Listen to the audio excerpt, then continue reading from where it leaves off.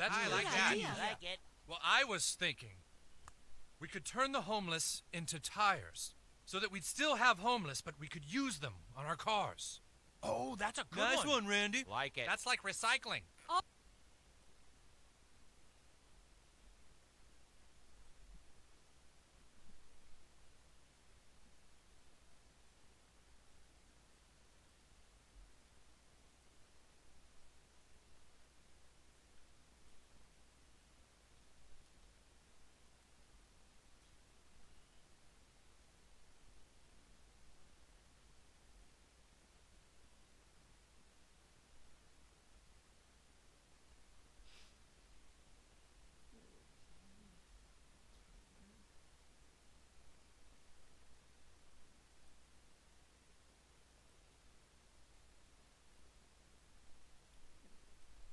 hey, Wolfie.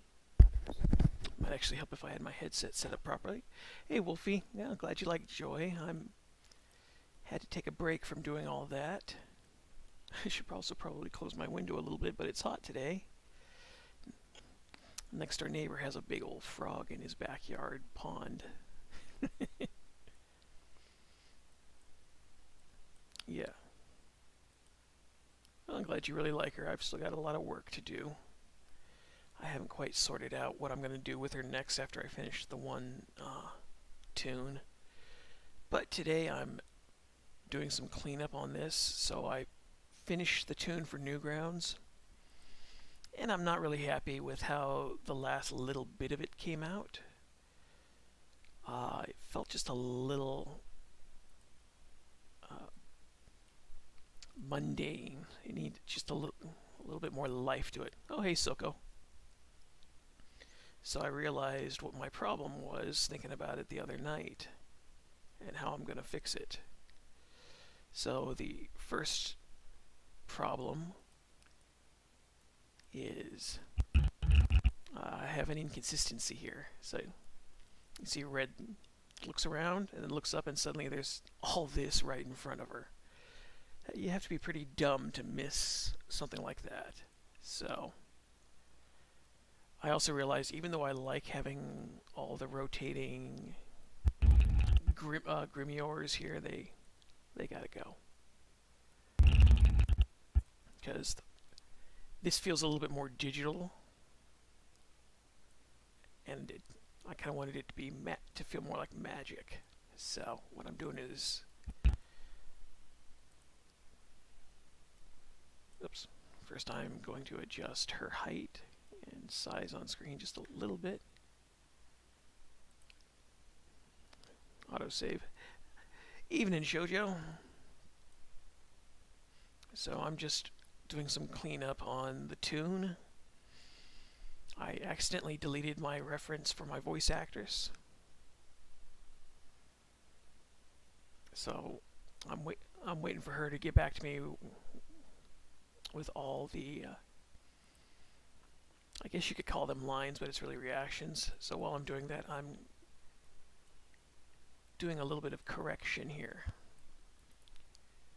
because this needs to feel kind of like magic, and as it is right now, I don't have any of that. But I think I figured out how to pull this off so it's not too crazy. Yeah, I just wish. Yeah, thank you, Shoujo. I'm happy I got it in time for Newgrounds, but it got squished in the competition, which is always unfortunate when your work doesn't do as well as it should have. I'm just a little sour that some of what I did got squished by little 17 and 30 second, it could be 17 and 24 second tunes. And for some reason, I thought I had to get everything done on the day of the contest. So I thought I had more time than I did. Realistically, I probably should have had the tune done on Thursday. But it's too late, so I'm not gonna fuss over it too much. So let's see, this is gonna be my reference here. But I can still get this a little bit more polished up for when I get it on YouTube, which I'm hoping to get this up today. May have shot myself in the foot since I accidentally deleted my voice actress's reference. And I know she's only got so much time in the day to do stuff also.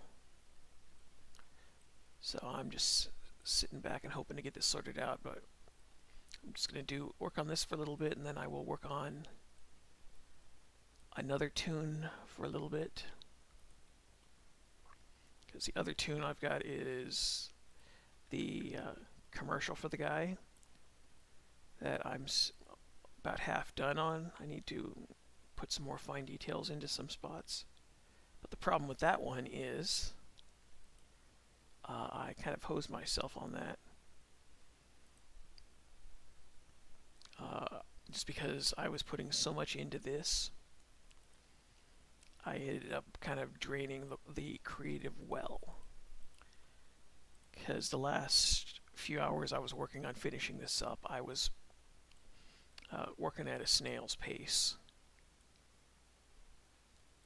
And when I start doing that, that's when I know I'm running low on creativity and I'm not seeing things as clearly as I should.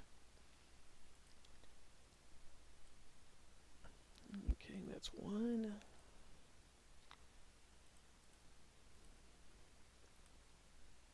But it gives me time to polish this up, so I'm not going to fuss too much. But I'm still just trying to get things just so that they're a little bit more dynamic visually. Because that is a concern. Because I really am trying to level up. And I think I've actually just about done it. But I've still not quite there yet on a few areas.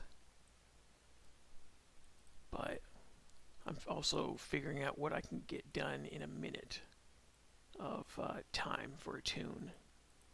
Since part of what I was doing was seeing if my little theory on timing for doing minute-long animated YouTube shorts would work.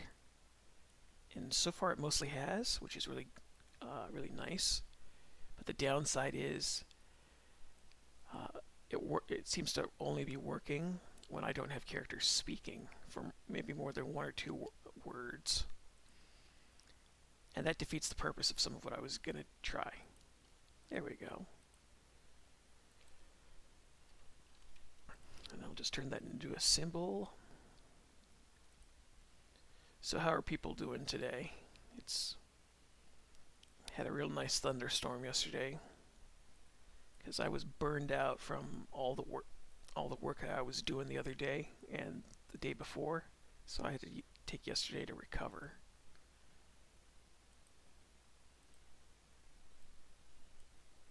So I ended up grabbing a 1 hour nap and just listening to the thunder and the rain for a while. And then when I went to bed a little later than I planned and slept in a little bit longer than I should have. But that's kind of what happens when you put all that time and focus into stuff.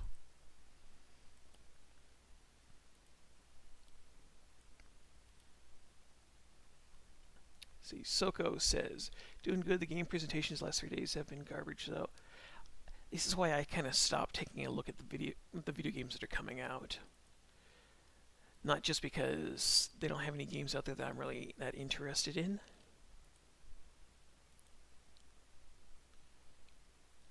But I don't know, I'm still just kind of disappointed that there aren't any games out there that really grab my attention anymore. I keep wondering if I'm either they're not putting out stuff that I like, or if I'm just getting old and sticking to the stuff that I used to play when I was younger.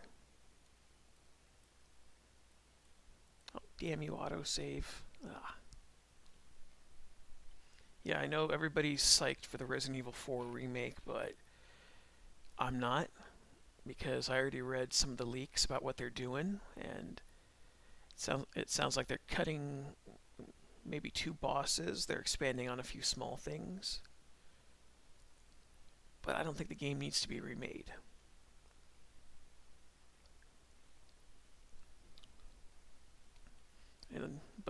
That's only because I don't think Capcom has it in them to really put out something that matches what they previously had.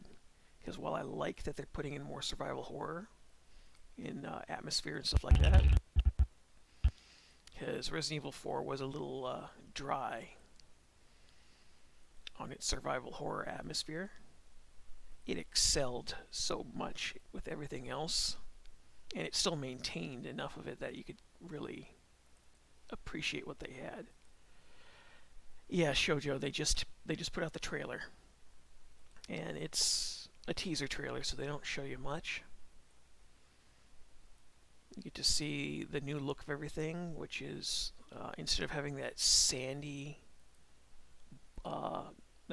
brown look, what they have now is more of a bluish tint, because everything takes place more at nighttime. And yeah, that works. But they're just going to ruin it in some way or form. Because I've already seen they've got Ada. Ada is no longer wearing her traditional Chinese dress, because you can't objectify characters anymore, and apparently that's objectification. Ashley is kind of covered up head to toe now, which I guess you can let that slide, because they've still got her in something that resembles her original outfit, but everything else that they've shown were just bits and pieces, and I'm not too impressed with the bits and pieces I've seen. But yeah, Capcom has lost my business, and I don't like saying that either, because I used to be such a big Resident Evil fan so many years ago. And they just keep putting out these subpar Resident Evil games, where they keep changing what they had, thinking that they're improving, and they're not. You're taking away.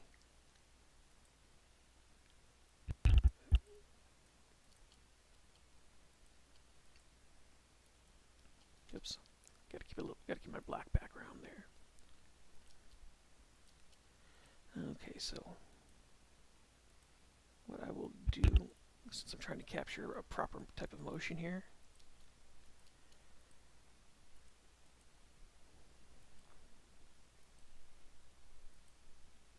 get rid of that. But yeah, so they said in the leaks, sounds like at least 2 bosses are being cut. They are putting a little bit more emphasis on the village part of the first section of the game. They're increasing the size and scope of it, which I'm all for, because I really did like that part. They're going to try and make the castle a little scarier, which I'm also for. Not that the castle wasn't scary, but they could have done a little bit more to it. But then, yeah, the removal of content is where I'm a little sad. Because if they're I don't know what 2 bosses they're removing. It sounds like one of the bosses is the classic Sadler final boss. So he's no longer that giant spider Plagas. And I guess that works, but I'm kind of half expecting that Krauser is going to be removed as a boss, and they'll do something else with him also. I did hear that it does sound like Del Lago is still going to be present, but it's going to be they said you're using a spear gun on him now instead of throwing the say, what were those? I guess they were. They were fishing spears, is what you threw at him originally. But yeah, Capcom needs to stop.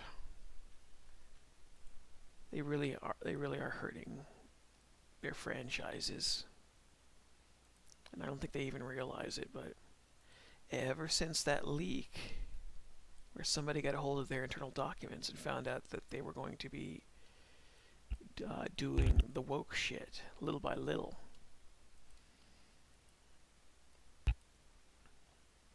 I don't know.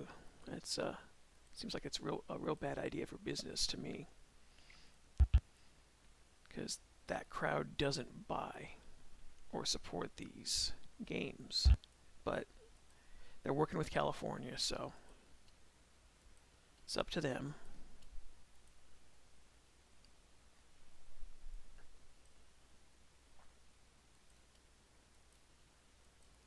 Okay, that's not terrible. I'm curious, if I do this, does it look better?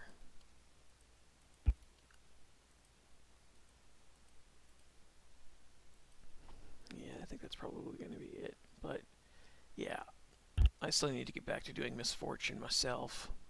But I'm not done with this yet. I don't even know what the hell is going on with the world of entertainment anymore. So I stopped trying to figure it out, and I just let them do their own thing and just back off. Because if they want to do, they want to do their own silly shit.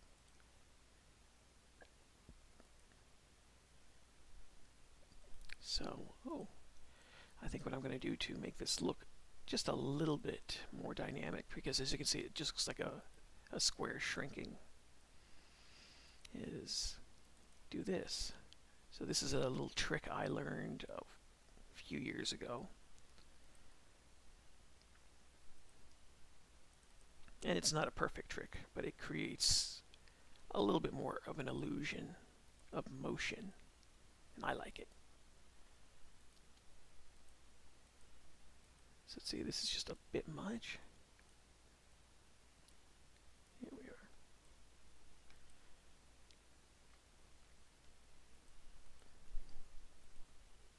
But yeah, right now I'm just kind of coping with the news about Berserk. So Miura's team, under the supervision of one of his friends, who was this was his lifelong friend that he'd known for about 45 years. They are continuing Berserk. His friend, who is also a mangaka, is kind of overseeing it. Get rid of a few of these. And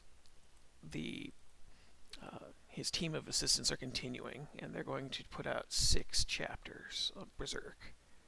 They're going to try it. That's about a year's worth of work, I think, from what it sounds like.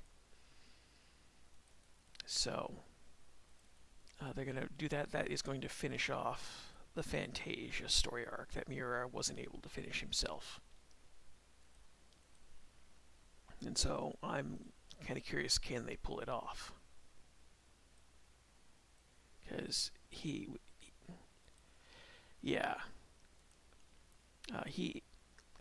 that's the problem when you have a creator like Kentaro Miura. It's one of a kind. Nobody can do what he can do, and that's what makes him special. And even though I know he trained his assistants really hard, and they probably can, they can do a hell of a lot better job than I can or anyone else can. The problem is he was still steering the ship. So I think they are going to try and finish the series off based on what they know he wanted. That's why his childhood friend, who became a mangaka, is also overseeing the project. And they've got a good mantra. The mantra is "Do what Miura wanted." So I'm excited that that there'll be, at the very least, a little bit more of this story. But the problem is he didn't leave any notes. which really makes me wonder how he functioned as an artist. Because most mangaka keep story notes around and concepts and things like that, and usually some kind of a series bible. And apparently he never did. So it doesn't mean that they're going in it blind, but we'll see. I know they can match what he did visually.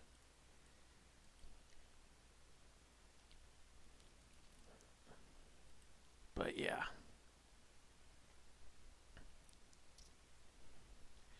Oh, you haven't read Berserk, Silko? Oh, it's Berserk is one of a kind.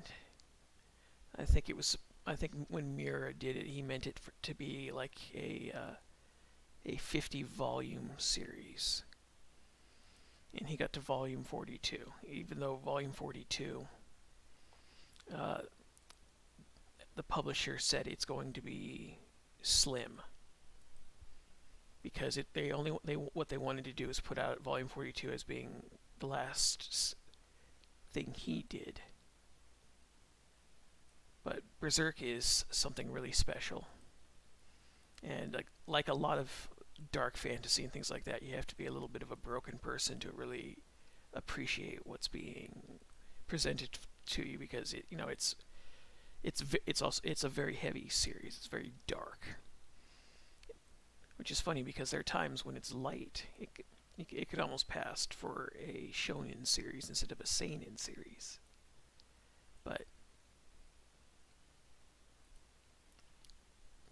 But yeah, everybody has a problem with Berserk who reads it, and that is the shift that happens once you. The first 12 volumes are very different than all the remaining volumes, because the first 12 volumes is about somebody rebuilding himself. And then once you get to volume, I think 12, that's it. Everything changes. And it's some of the most shocking stuff that you'll see.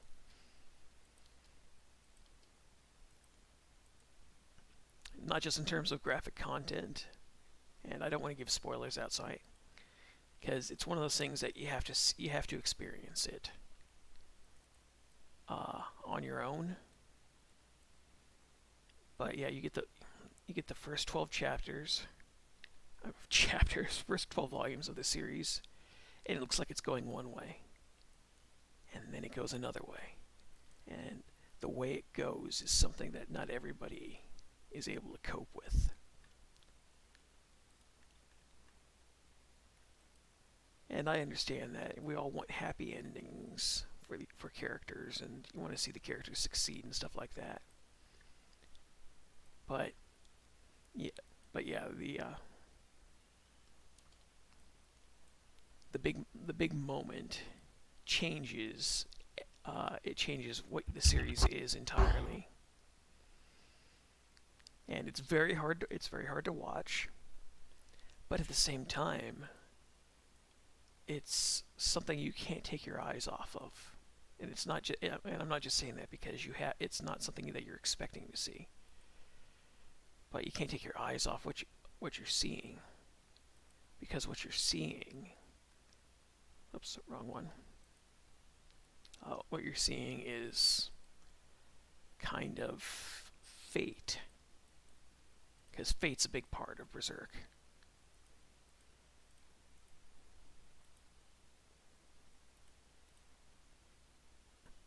But that's just me. I know Berserk isn't for everybody. It is a very special series, and I'm actually happy I stuck around with it up until it got to where it is now. Even though the downside is everybody wanting to see Miura finish this, because this is one of those this is like a once in a generation story. and I've got my own dark fantasy story that Berserk inspired me to do, but I'm not ready to tell it yet because it's very different than something I would normally do, and also I'm trying to do it a certain way. Because at the very least, I'd like to match some of the tone and mirror a few of the ideas of Berserk without actually just doing what Hollywood would do, which is you just take you take what someone else did and then do your own spin on it. And I don't want to do that. I want to take maybe a little bit of some of the concept. In my case, one of my favorite things about Berserk has always been the idea of somebody getting screwed and just little by little overcoming how screwed they get. And it's a bit it's almost like what Niche would have done, which I know Stoicism, Nietzschean philosophy, and things like that were part of Berserk.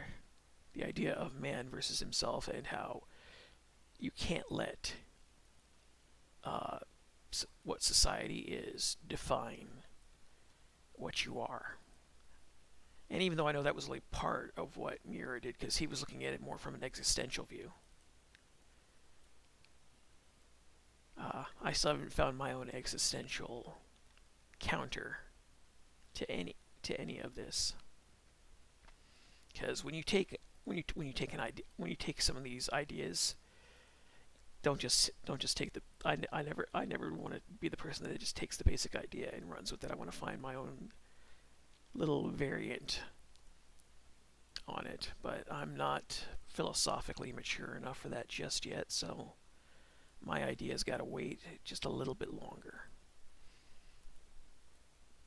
which is a real bitch because this is a story I've had in the back of my head for. Let's see, I was 26 when I had the idea at first. Let's see, 26 and 42, 16 years. So yeah, I've had my idea for 16 years, and I've got a lot of meat to the story now, which is great, but I'm not there yet. Yeah, Nietzsche didn't like the Stoicism that much, if I remember correctly. I think he saw some merit in it.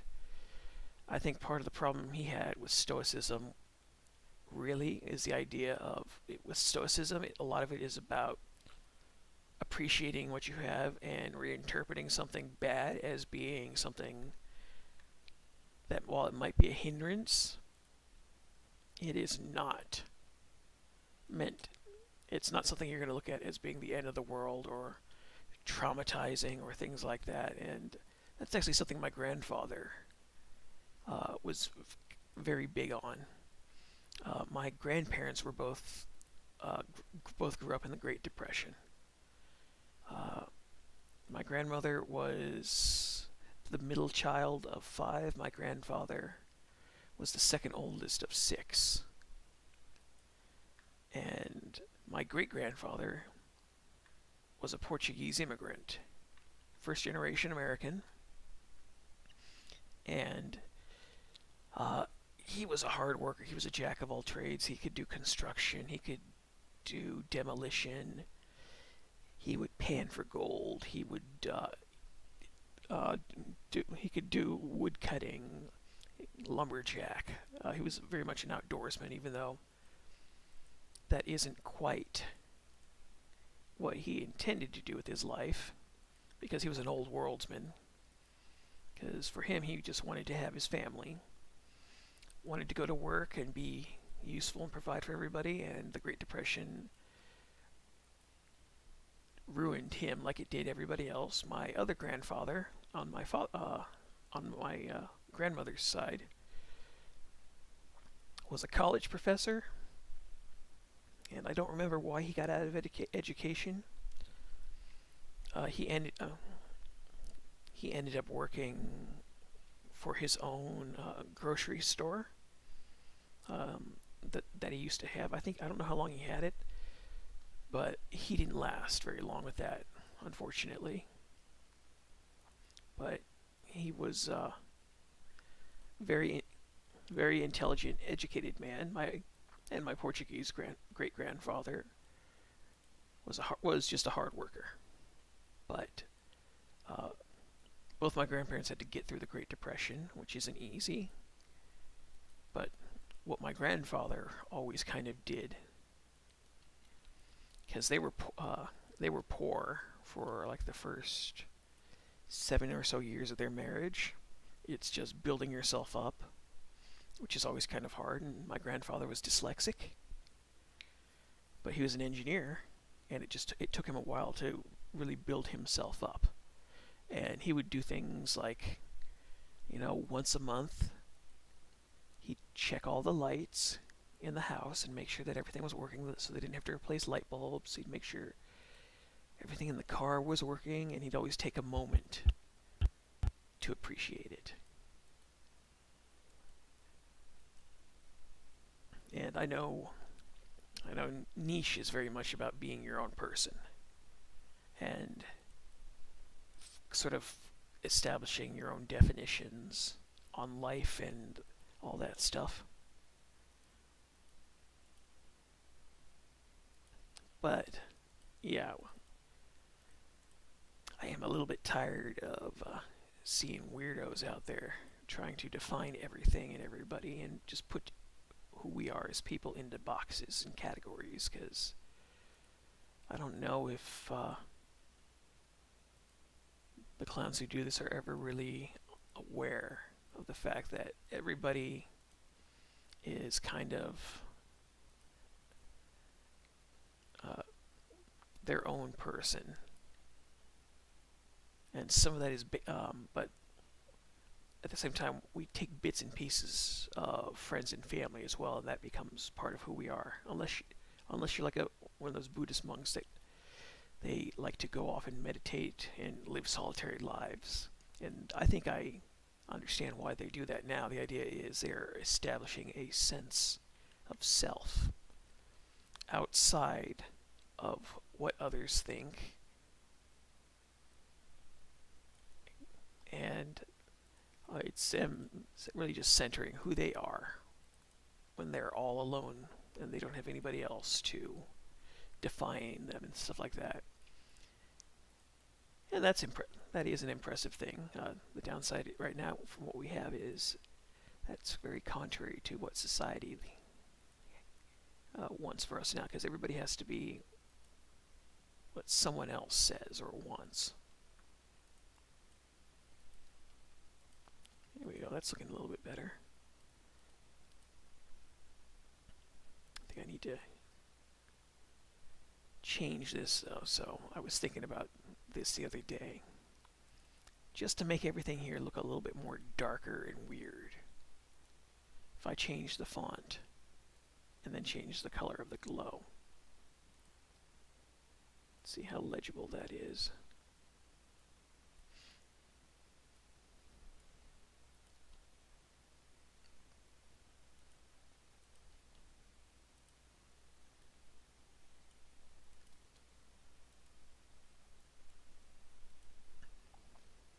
Okay, that's not too bad. So, in order to make this just a hair more dynamic, what I'm going to do is pull red back just a little bit here, so that now that you've got just that little hint of motion there, like there's a zoom.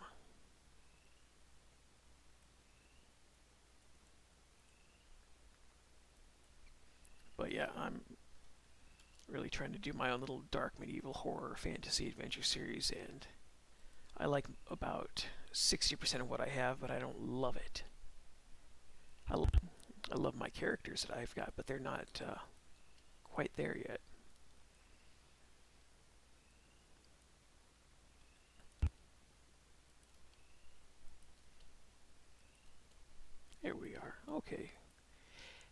kind of works. It still needs just a little bit from what you can see.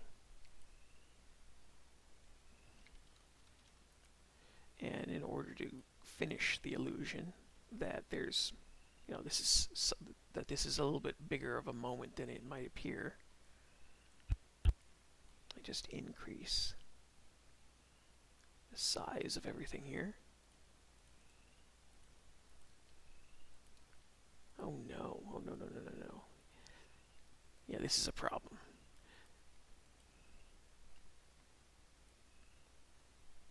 And this is a problem I've always had with Flash, and that's when you have to play around with text. Because you can see how the text is kind of not really going out like that. That's bad. It looks a little bit more serviceable right there. I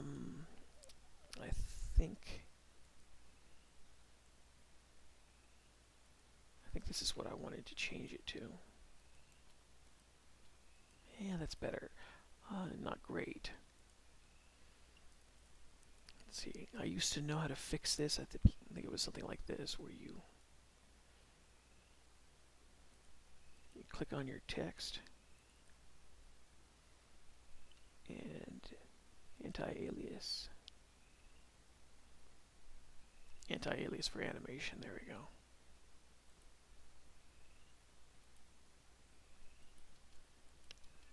I think that's as good as I'm going to get. Uh-oh, I hear Brat Cat. Yeah, ever since the last 3 weeks, that cat has figured out that she can run the house, and all she's got to do is go room to room and start crying and yowling, and I've kind of stopped listening to her when she does that now. Here we go, that's looking much better.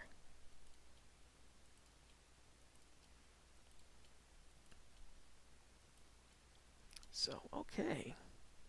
You can see this still looks a little blank and a little dreary, even though we've got just that tiny bit of motion here. And you can also see I have to readjust the width.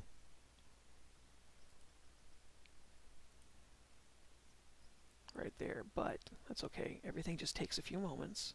Here's one. Here's two. Let's see. Soko says, what do you prefer more, character, positive, or negatives? I like to explore which sucks about my characters far more what good there is. If you want to have a character that's a little bit more three-dimensional, you got to focus a little bit more on their negatives. So you probably also don't use the term negative, because a negative isn't as descriptive a word as flaw, because you want to focus on your character's flaws. So character flaws are vital. Those are what keep them from being a Mary Sue. Because it also helps people identify with them more.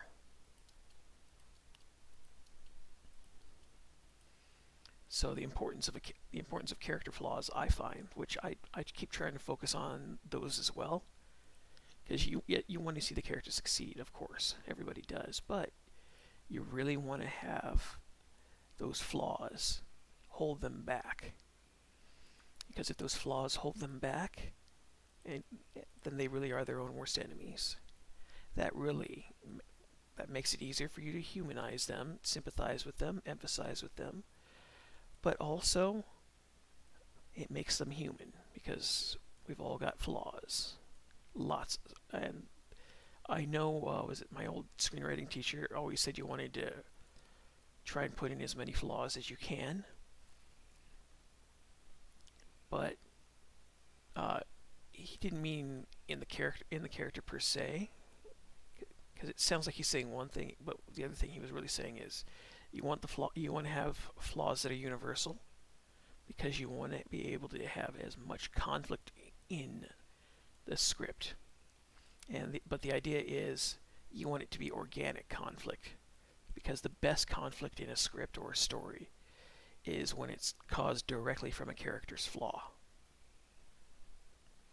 So it's like going back to Berserk, one of Guts' biggest flaws is that he has a habit of leaving, and he's kind of an empty person who was at least for the first 12 graphic novels, he's looking for something, and he ends up leaving the Band of the Hawk, and everything goes to shit because of it. But he left because he's trying to find a way to define who he is as a person by himself and not just following Griffith around. Well, there are consequences to that action. So as a matter of fact, there's that one action he takes dooms everybody later on. But he has this problem, but he repeats this cycle a few other times, and he only realizes later on. Buttons, leave her alone. My goodness, that he only realizes that he's lost everything. He only realizes he had everything after he's lost it. He had everything he needed. He had a surrogate family. He had someone he loved. He had everything that he didn't think he needed, and he walked away from it. And that's something that haunts him.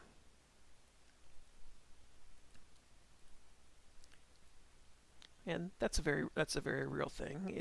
It's him being his own worst enemy, because he walks away from it because he keeps looking for something that he thinks he's missing, and he had everything he needed. So there's that. There's that as a flaw.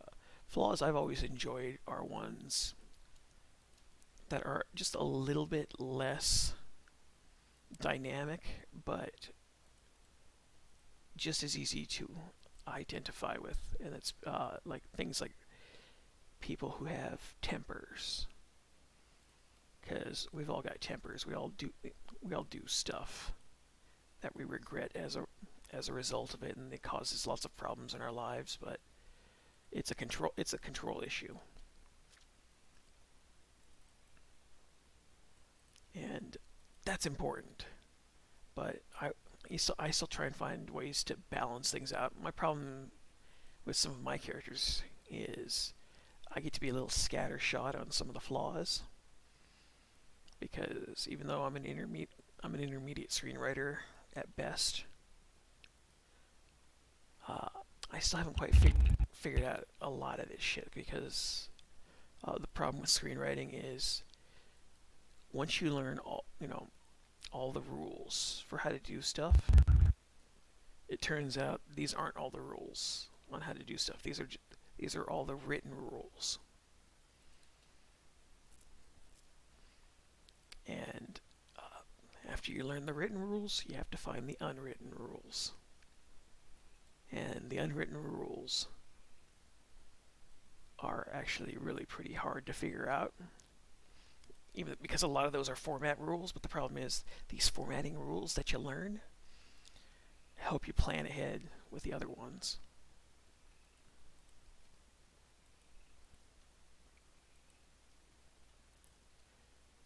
Okay, that's part of it.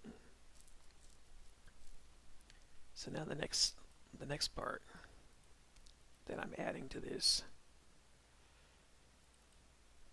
Actually, let me double check my stream and make sure I'm centered. Okay, I'm moderately centered. That's good. I want to make sure I'm moderately centered here so you guys can actually see what the hell I'm doing. Here, that's better. But you get the problem with character flaws is you have to find specific ones for the characters, and what I like to try and do are find out balanced ones. Whatever a character is strong at doing, in terms of a character strength, you have to find out what are they weak at. And what you really want to do is you want to balance it so that their strength and their weaknesses are the are connected, but they're the opposite. Was it a Lethal Weapon had a really interesting use of character flaw and strength in the character Martin Riggs. So this is the very first film when he is a completely broken and suicidal man. His strength is his flaw. Believe it or not, his strength in Lethal Weapon 1 is he never gives up. That's also his flaw, though. Because he never gives up, it costs him a lot of stuff. Because if I remember correctly, he's always working, and that keeps an emotional distance between him and his wife, and then his wife gets into drugs because he's not around, and things like that.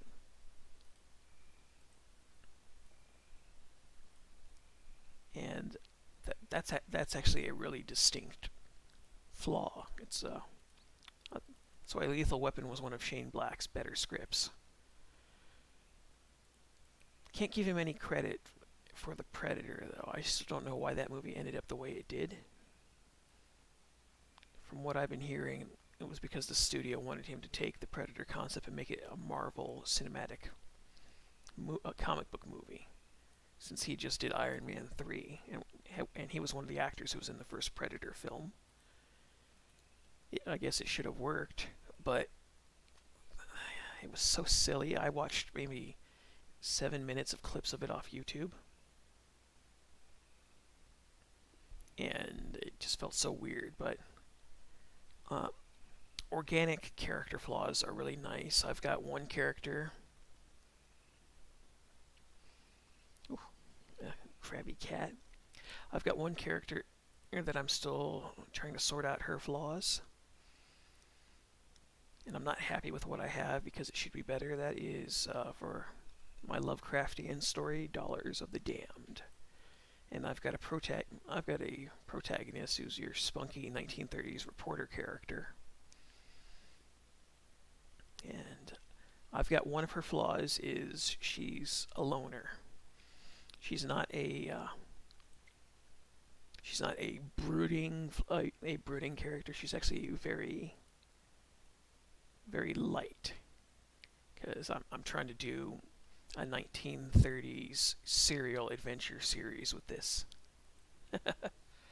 And because I'm trying to match the era of the 1930s somewhat. I've got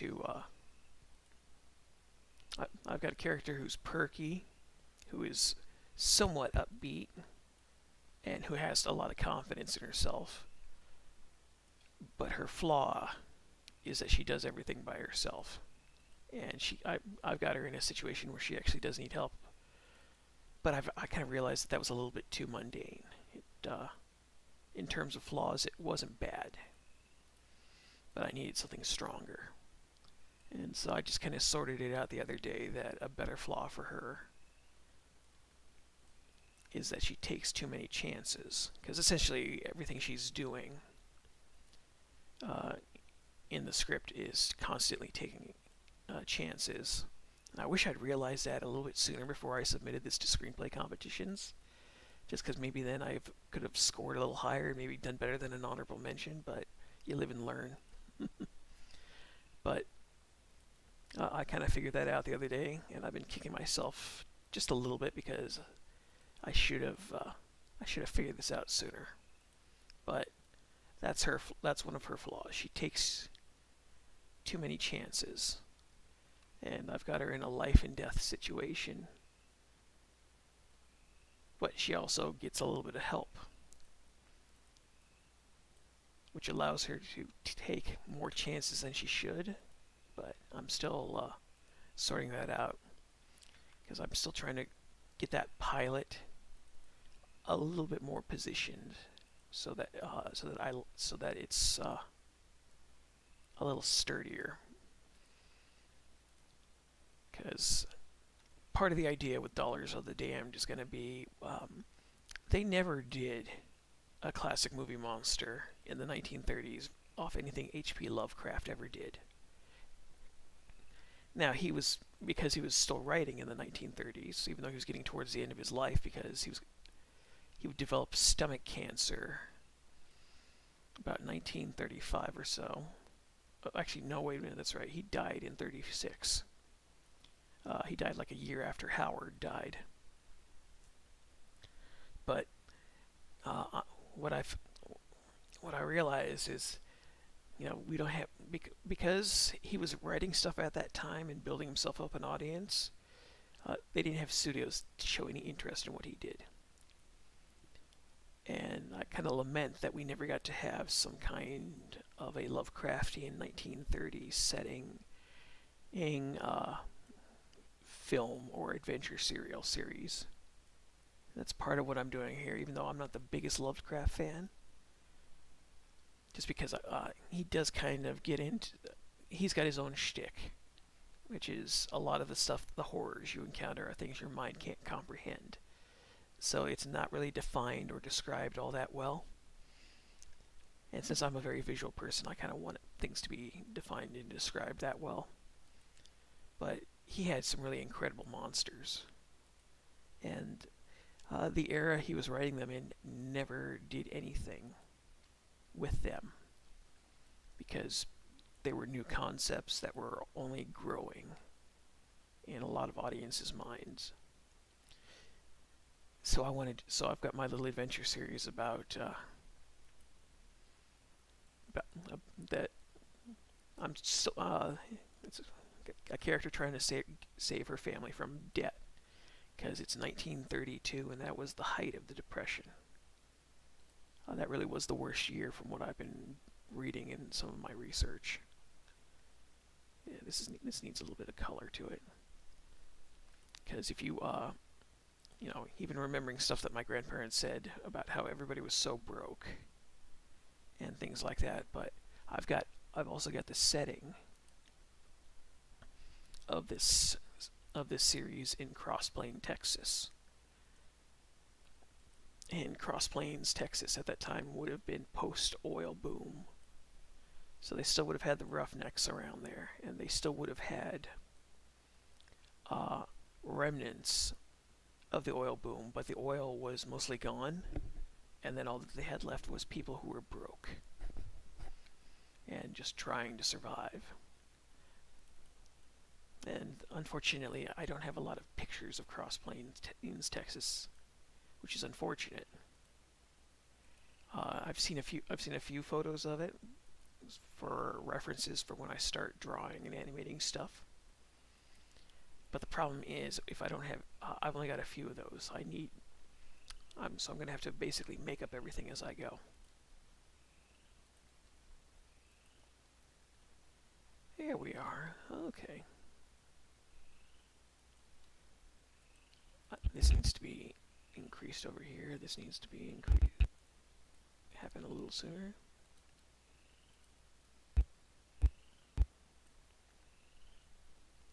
But I've been going back and looking at the old pulp stories. I'm just reading them to try and get a little bit more of the flavor of pulp writing, because the writing I have is a little bit more 1930s cinema writing. So I actually had to go out and I spent several weeks online looking through 1930s slang, because they had a lot of slang. And it's important to have to try and keep that dialect.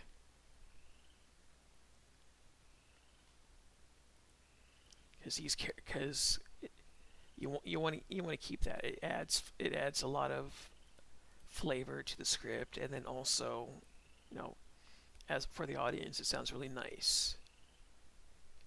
To your ear, it's pleasant to the ears to hear characters using the proper dialect of the era. Okay.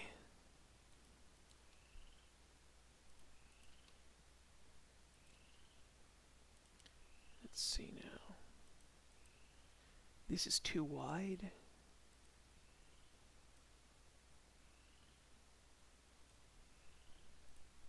That's just a little too wide. But boom, there we go. Yeah, I keep trying to keep this centered.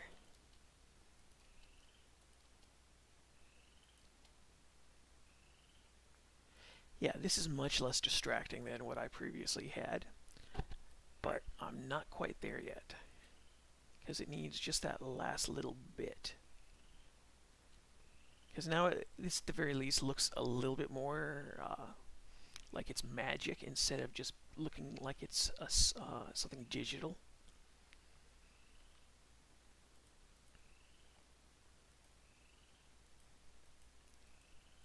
I think what I'm going to do is add just a little bit of a spark.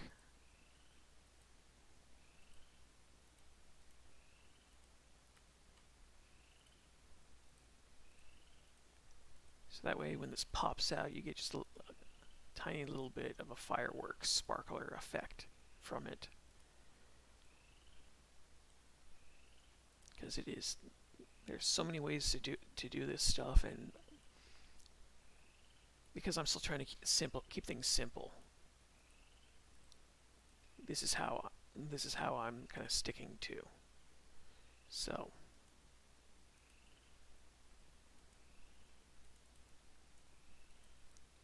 right there.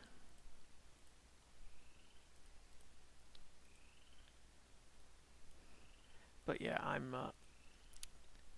just finding myself getting so bored of movies that are coming out these days that if it comes out, I don't watch it. I don't really watch the trailers. I've just been sticking mostly to the weeb stuff, which isn't bad either. Okay, that's just a little too much there. Actually, I'm curious. So in terms of motion, oops. Get out of here, get out of here, get out of here. Ugh. Gotta save. In terms of motion, what I'm going to do is I'm going to have all those little dots pop out just a little bit. I'm going to see if I don't have to redraw everything or increase the size of them or every 2 frames or so like I was thinking I was going to have to do. See if I can just get away with a little bit of minimalism.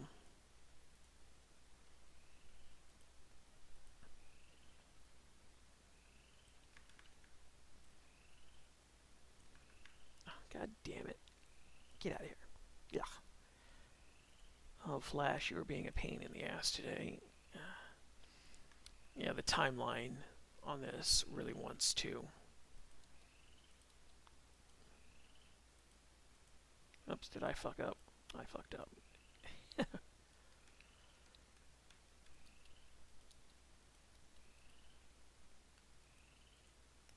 Okay, that's actually interesting.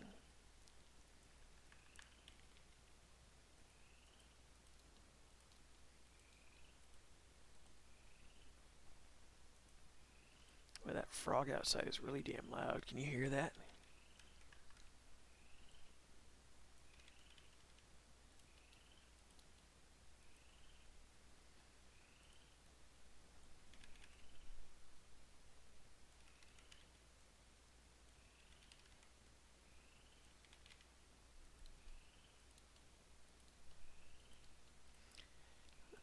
Okay, that is almost the perfect effect that I'm after.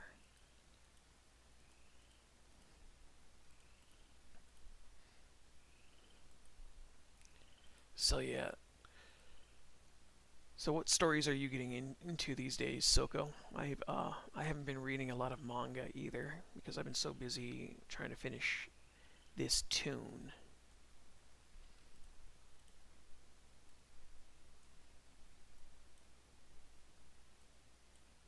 Oops, that's too much.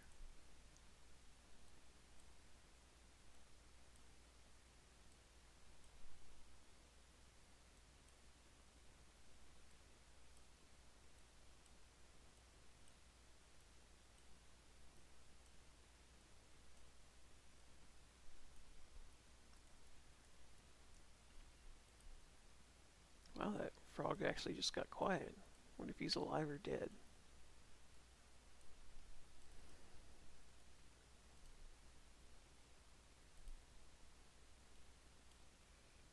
He's alive. There he is again.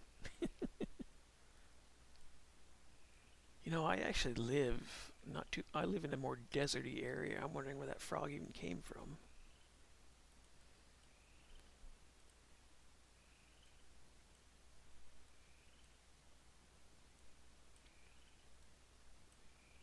Let's see, you haven't been indulging yourself aside from anything but video games.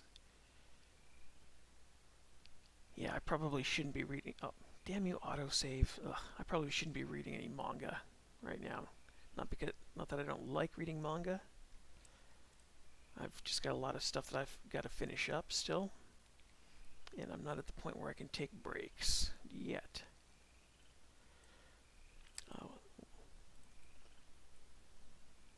And that's always kind of a pain in the ass because I like to keep my ears to the ground on manga.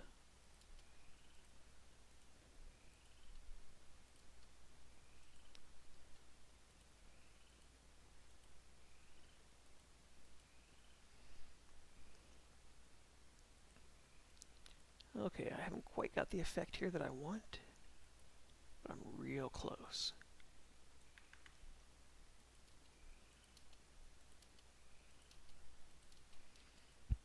And because I am feeling lazy,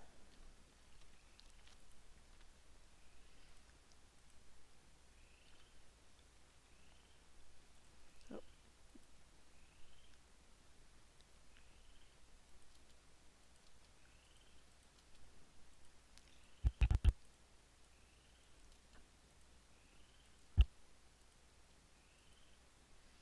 and just do that.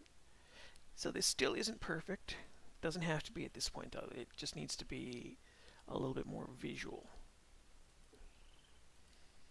So the last thing I'm going to do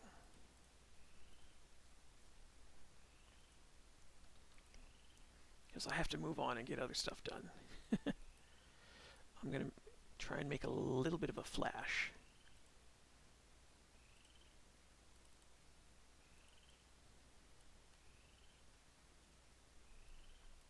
Because every little thing you do has to kind of make some impact.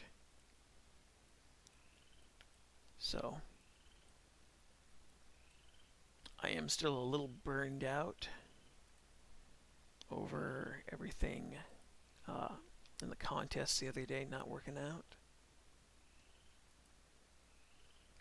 Because I was kind of hoping to get like third or fourth place, but wasn't in the cards this time, I don't think.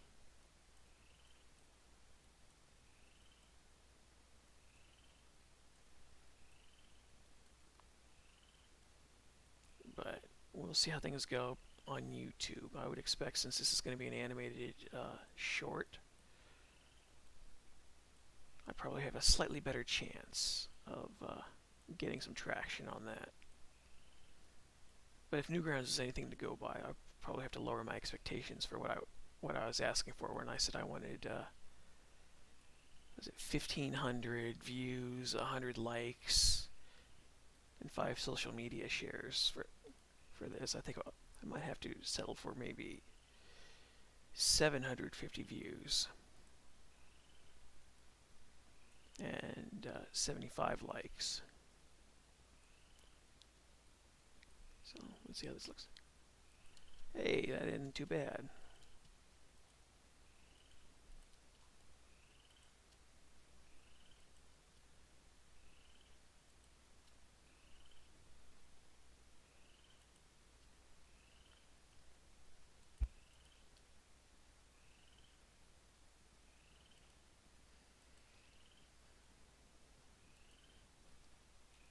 Let's see.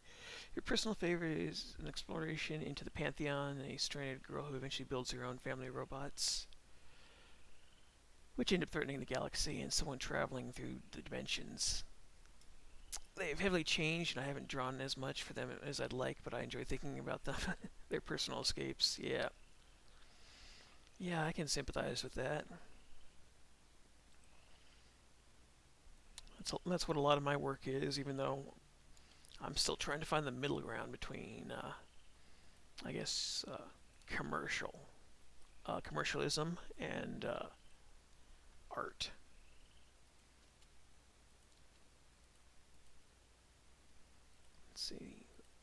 This needs to be bigger.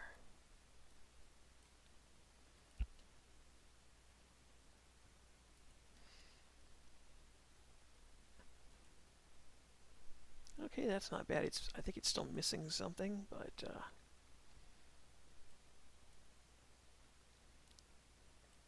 it's better than this, because all that blue and everything else, as much as I like it, it is a distraction.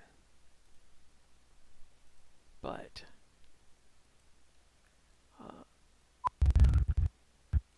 I've got to move on just a little bit, so what I'm going to do here is I'm going to cannibalize the little grimoire that I had.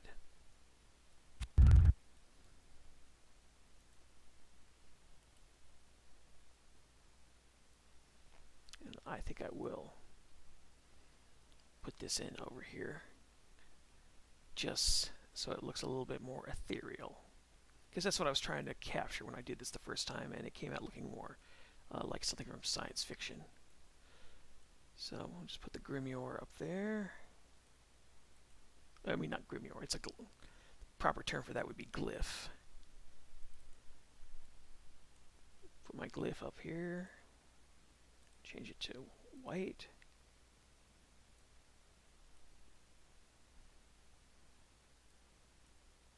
And then get rid of that tint.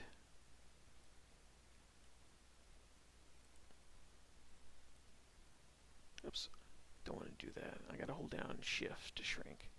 Yeah, if you hold down shift, it keeps your circle like a circle. Let's see, I think 3 and 3. There we are. See, Soko says, my friend I dump love on says, if there's one thing I do good, it's thinking, because I don't have a lot of creative outlets I enjoy. Yeah, well, I've been noticing creativity in general in the entertainment field has taken a lot of hits, and this all started when I was just graduating from college.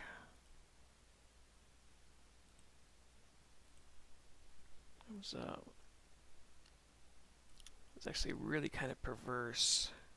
Remembering my last year of college, there was one asshole I had in my screenwriting class. He was your run-of-the-mill. I guess what are they called? I don't know if they're called SJWs now, but that's what he was. He was your run-of-the-mill SJW weirdo. Thought he was making the world a better place by making everything about gender and sexuality and race. He was just kind of a clueless prick, really. But I remember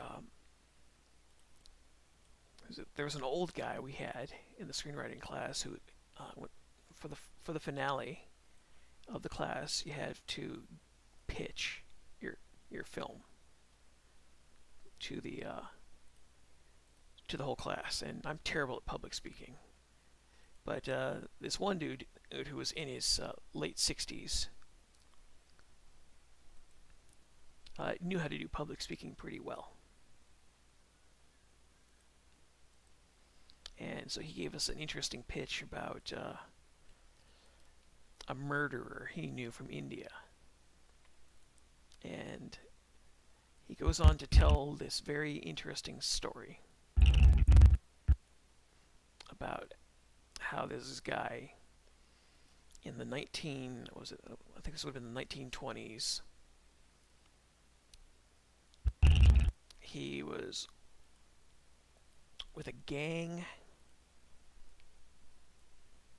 and he ended up getting caught in a position where he had to repay a favor to, I guess, what would be a drug lord now, because the guy he was working for got into dealt with opium and things like that, and this is all taking place around the same time that Gandhi and Jinnah are fighting for independence. For India's going to be split up.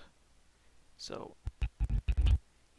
India will be India, and then Pakistan will be its own thing. And so Gandhi is trying to keep the peace in this story and keep people from going out and killing each other because there's a lot of bad blood. And the guy in question is essentially told in order to repay his debt to this crime lord, he has to go kill Gandhi. And that's actually a really interesting story right there. And so what ends up happening is he encounters a Hindu girl. He's oh wait, is she? Damn it! It's been so long since I've heard this pitch. I don't remember if she was Hindu or if she actually was Muslim. But he gets injured after getting into a fight, and she helps him and takes him back to her side. And then she's, I believe, on Gandhi's side, whereas he's kind of just his own thing. And he encounters her guru, who presents to him a different way of life.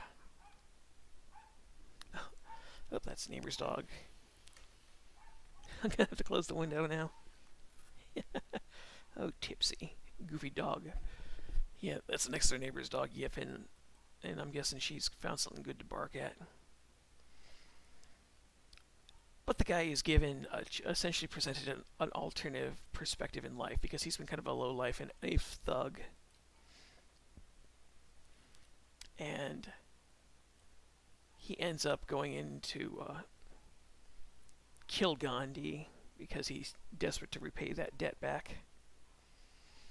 And the girl he likes ends up body shielding Gandhi.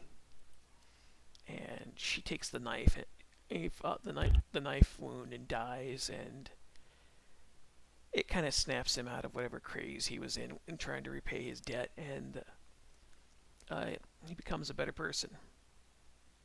Even though he's now a murderer and he's lost somebody he cared deeply about, that's his thing. He's a better person. He got his peace even though it came at a terrible price. And so it was a really nice pitch that this guy had, and everybody loved it, except one guy. And the guy who didn't like it was complaining, well, you only had one female character. You need more women. And I'm just shaking my head at it because we get this amazing pitch, and yeah, he probably could have used another female character or two. But it was the way he said it, like he was upset that you didn't put out the pitch that supported my worldview. So it's like, come on, that was a great pitch. So, but that's kind of just how things are at the moment, I guess.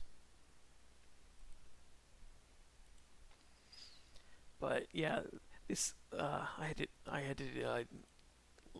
I don't even remember what the guy who complained about that pitch was. It was kind of generic. I do remember the Dutch feminist in the class who, every time she wrote a script, it was about how men were wronging women. And I kept thinking to myself, she might have had a point to make if she herself was a better person.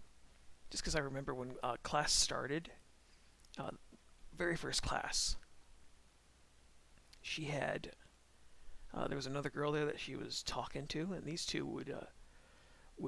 were really just having these long conversations about nothing, which is fine, you can do that. But they were having these really long conversations, and they were going on and on. And then it was like the second class started, I noticed the other girl wasn't there. And so I was talking to the Dutch girl. I said, "So what happened to your friend?" And then she said, "Oh, her, I can't fucking stand her." And I wanted to say, you guys spent like half the first class session talking to each other during break. When we had our half-hour break, you guys were talking to each other the entire time. So Yeah, I just kind of realized that is after that, I just don't get people, I suppose. So let's see.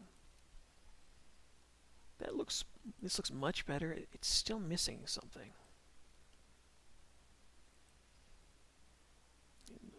I think I know what.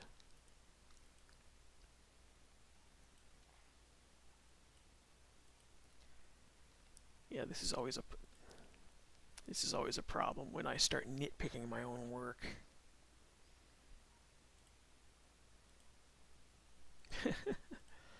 Listening to the neighbor's dog bark, and I'm hearing the frog next door also croaking in rhythm with it while it's barking.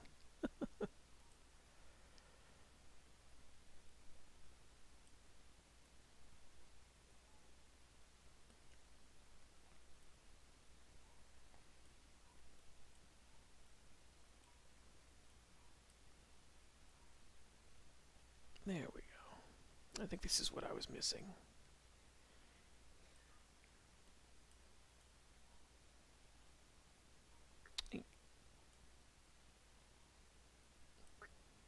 So this is me trying to create just a little bit more life.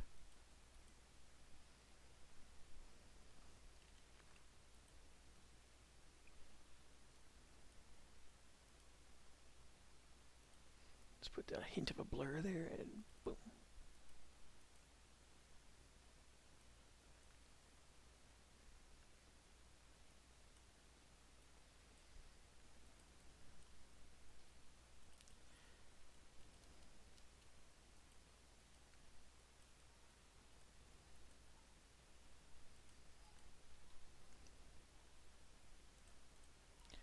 So yeah, there we are. We've got a little bit more life to this tune. Oh, damn it, wrong area.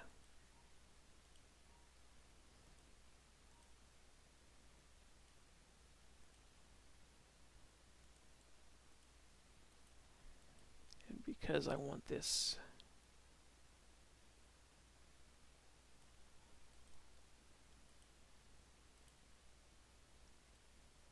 I think I can correct that. There we are. Let me sort this out. And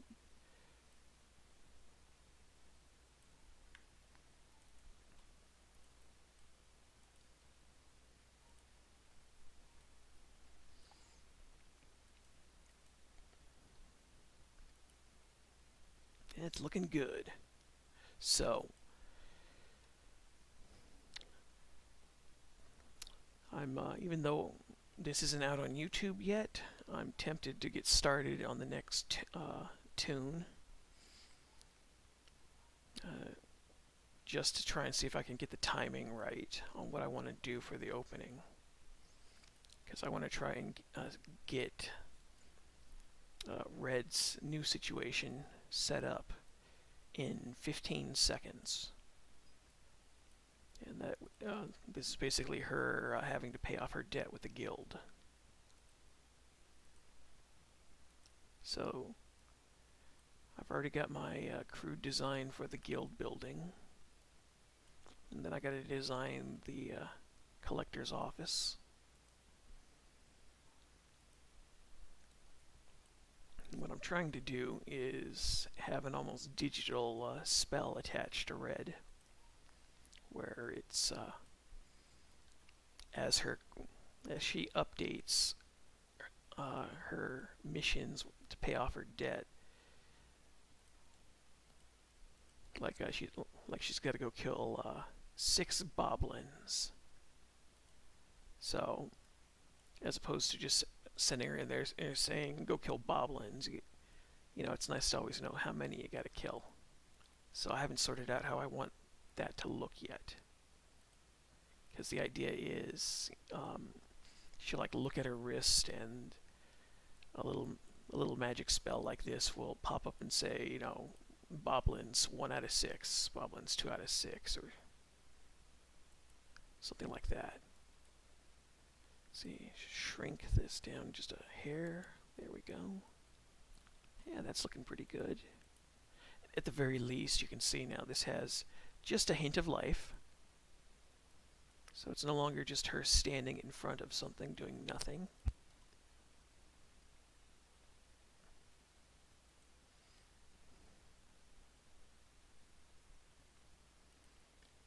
It kind of feels a little bit more like a magic spell at the very least. That's good. I'm still thinking about having some kind of a border. So, yes, Soko, this is all an experiment, yeah, really, where these are just going to be like 1-minute episodes. Because one, I can now that I know how fast I can get a 1-minute episode done, that's actually really encouraging. But the other reason is I'm really trying to see if I can get this formatting theory down for YouTube Shorts, because that last Joy short I did with her getting eaten by the dice, and I had a lot of traction on that tune. I haven't had a lot of traction on a tune after being released in that shorter period in time for a long time. And so I'm wondering if I can do that, where I can put out these 1 minute or so shorts or 55-second shorts, and see if that does a better job for my viewership and my watch time. Because those are the only things holding me back from a YouTube partnership right now. Because even though I do have bigger stuff that I want to do, that would be, back to the more 2-minute long tunes or maybe a 3-minute long tune. That takes a long time to animate, and that means if I do 3-minute tunes or 2-minute tunes, I can only put out about 5 of those a year, just because of the amount of time it takes. Oh, get off my lap. You hear that? 15-year-old cat getting her claws stuck in everything. Dang it. Yeah, 15-year-old cat gets her claws stuck in everything. I get in trouble when I dislodge it because she's arthritic, so I get the blame. But I want to see if maybe that's how I can play the YouTube game and build up the last of my audience and my watch time, because I was looking at my analytics seven weeks ago, and on my 2-minute tunes, I'm only keeping people there for half the tune. So, 55, 57% into my tune is when most people stop watching. So, from what I'm estimating, that's one of two things. One, people's attention spans have taken a hit, and they prefer shorter content. Or two, the middle sections of my tune aren't as engaging as the first part. So, if that's the case, I'll experiment and see if I can correct that by doing shorter tunes for a duration of time, just to see if that'll help. But also, what I may end up doing is do short cartoons that, they wouldn't be YouTube short. Instead of being 2 minutes long, they might be 90 seconds long. They might be. There we go. Oh, or they, instead of 90 seconds, maybe they'll be 100 seconds long. Since that seems to be the shorter time period that people like to watch. What I need to do, and I hate doing this because I always feel like I'm copying somebody else, is I need to start studying just what the bigger YouTube animators are doing, like Meat Canyon. Just because, even though I know he hires animators to work for him, because the output that he puts stuff there, he has a tune out, I think, almost every month. But he's got like 2-minute long tunes that have about as much work as, if not more than, what I put into this. So he's got himself a good team of people working for him. And he's got a quality that he maintains. He's got an original voice. So I'm trying to sort that out myself. Okay, we'll just save here. Because realistically, what I would prefer to do is instead of putting out 6 or 7 tunes a year, I want to start putting out 9. But if I put out 9, that means they'd have to be short, which means I have to plan ahead a little bit more. Which means I have to start being careful with my dialogue, because you can't have a character talking as much as what I have my characters talking, because that slows everything down, even though I like having my characters talk.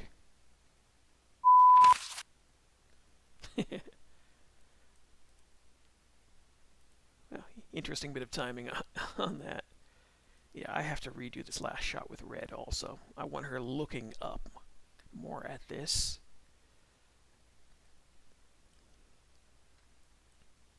Let's see, we'll go back to 75%.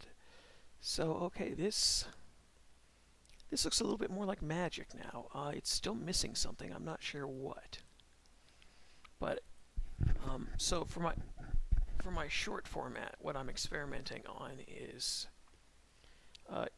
you have 15 seconds of the tune, maybe at most 16, 17 seconds. That's Act 1. That's the setup showing what the problem is, what the character wants. So, like in this tune, I actually got lucky. I established what she wants on the 3rd shot. 6 seconds into the tune, right here, you can see, what she wants. She wants the treasure. So, that's the first section.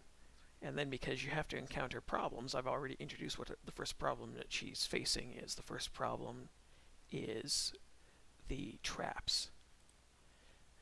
And I don't say what type of a trap it is, it's just that it's going to be a trap. So then when we come over here,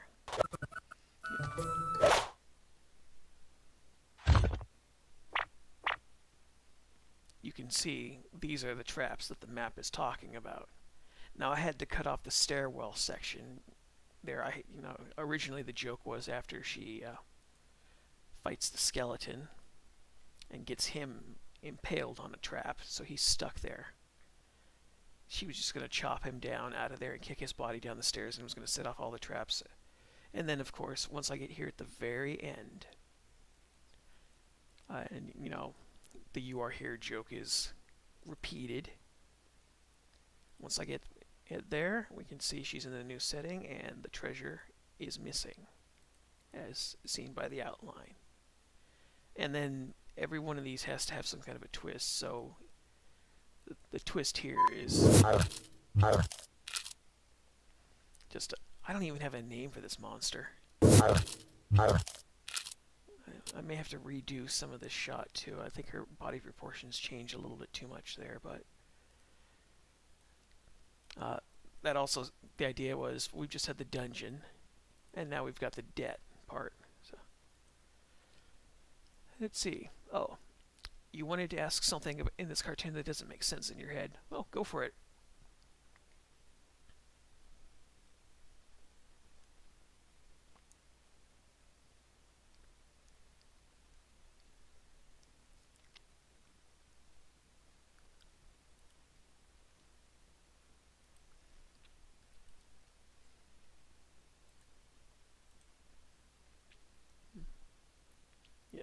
So when the initial spike trap is triggered by the pop-up, when she fully puts her foot down, is the joke that it was sensitive. It felt like it shouldn't have been activated. That was more of my. The joke is more.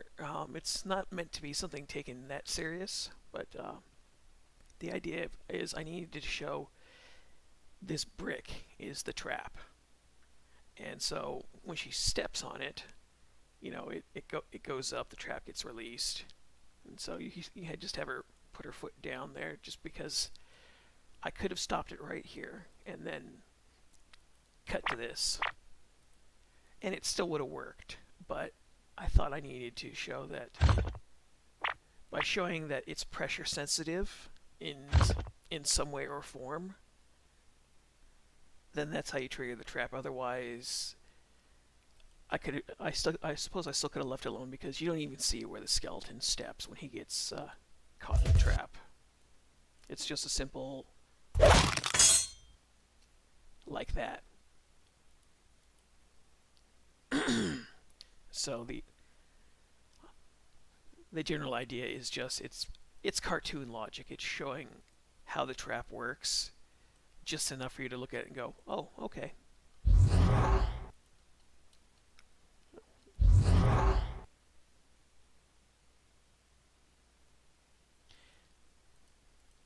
Yeah, this needs just a little something. And I think I know what it needs. And I'm not going to like doing it because I think it might cheapen it just a smidge, but I'm going to add that outline around here, but I'm going to do what I do best, and that is I'm going to, oh, excuse me, dopey cat. Cat down here curled up. What I'm going to do is I'm going to just add a few frames to make it look like this is got some kind of fire or incinerary property to it, just so it looks, it catches your attention a little bit more. Yeah, this is lazy animation that I'm doing right here. It's not everything has to be perfect, but I still kind of like to try and squeeze in that quality. So that's one frame, and in order to maintain what I've got, I just add the outline. Yeah, so the next episode, depending on how well things do, because there's no time limit on how long you guys have to spend to get 750 views and the needed likes and everything. If it takes a month, it takes a month. If it takes a day, it takes a day, and then I'll get to doing another episode of this. But it's all to figure out what I can do with these with a minute of time, because a minute of time to tell a full story like this is not a lot. If it was, I've said before, if it was 70 seconds or 65 seconds, then I would have just that little extra buffer, so I could stretch a joke a little longer, or just even stretch a moment a character is having a little bit longer. Because you want to do that where you can sneak in something like that, but we'll see how things go. Because I'm hoping to hear from my voice actress again with her reaction, so I can post this on YouTube. Because once I do that, then I can spread it around a few other places and collect up some more views. So let's see, this is what 3 frames of crappy fire looks like. Damn it. It's passable, but it's not very clean.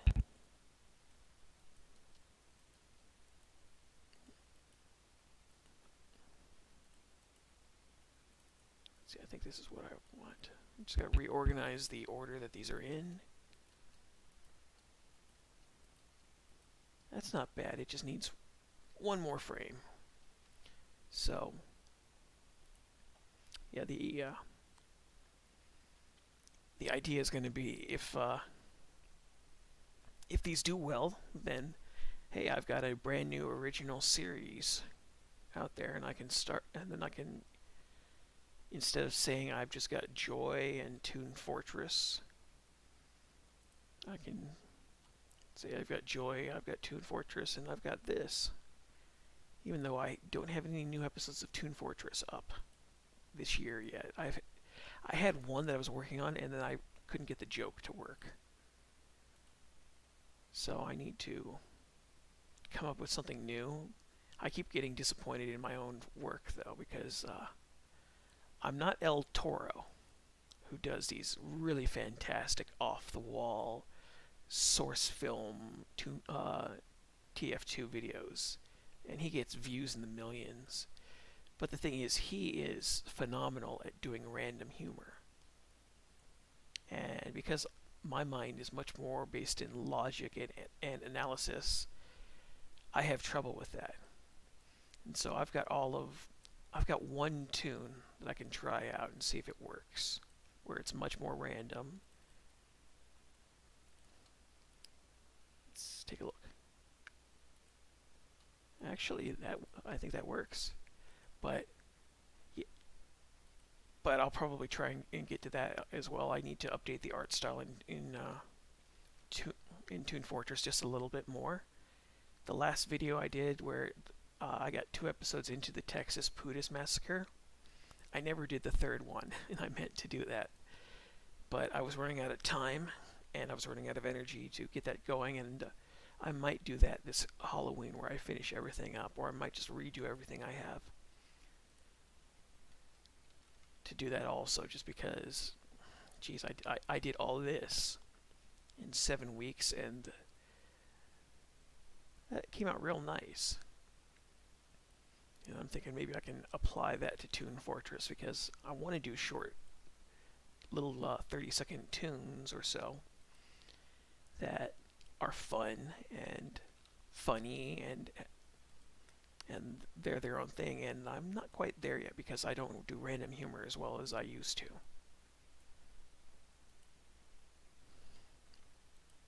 But I need to get an episode or 2 of Toon Fortress out this year. Also, I've got 1 episode down, and it's, yeah, I think in my head it's 30 seconds. I just don't have a very strong finish on it yet, because El Toro always has really strong finishes to his TF2 videos, and they're always fun to watch.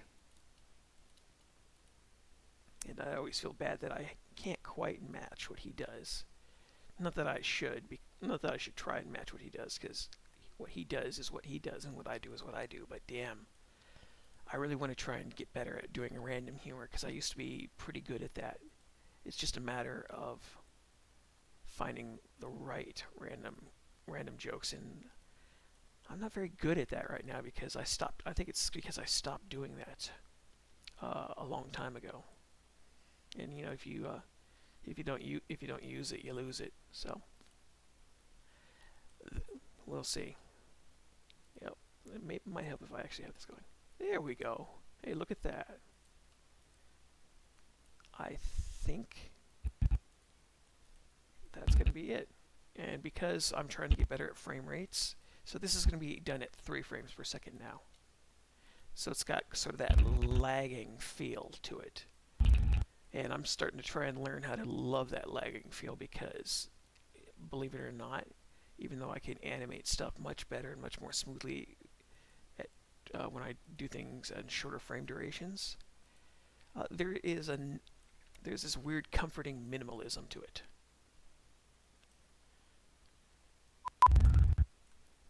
There we go. So let's take a look and see how it looks now. Yeah, look at that. It's still not perfect, but it's pretty good. Yep, El Toro is one of your favorites. His animation is insanely deep and random, but there's a lot of setup in those scenes, and his characters are unique and smooth. Yeah, I also noticed a lot of his jokes just have to do with characters making dumb and silly faces,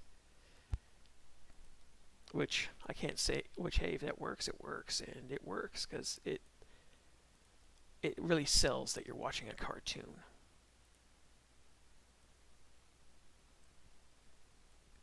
So let's see, just to make this fade in just a little bit here. If I do that, now it looks like a little something. So let's see. That's not bad.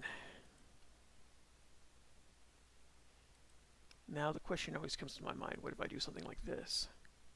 Where, what if I change the color on something? Let's see, what if I do that?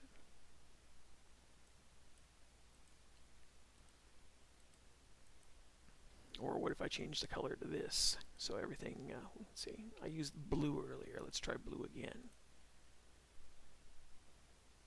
Because the idea is to catch your attention. Yeah, so that's not going to work, but I know what will. So this is another thing on Flash you can do to save time. You go to, you choose, this only works on symbols and text. But what you do is you go over here to Property, and then you add in Glow. So now there's that little bit of a red glow. And it looks a little bit like lightning, but you can change that by making it inner glow. Because if you do that, now instead of it being more of an outer glow, it shrinks everything just a bit. Now it looks very faded right now, so if I increase the strength to 200, it looks a little bit stronger. What I like to do is 500, where you can look at that now, and you can see it looks very dynamic, and if I want to, I can just change it back to being an outer glow. So an outer glow has that effect where it kind of looks like a lightsaber. But if you do an inner glow like that, it looks more like sort of a lightning strike, where if you've ever studied the photos of them, you can see how it's just pure energy. So now the problem is autosave is doing its thing. What color to use? Because red it's okay. It's a little intimidating, even though yes, I want the character to recognize that she's having trouble. But I can go to bright. I can go to a darker red, where now it's almost faded in, or you can go to blue. And blue doesn't look that shade of blue doesn't look too bad. Oh, look at that. That's interesting.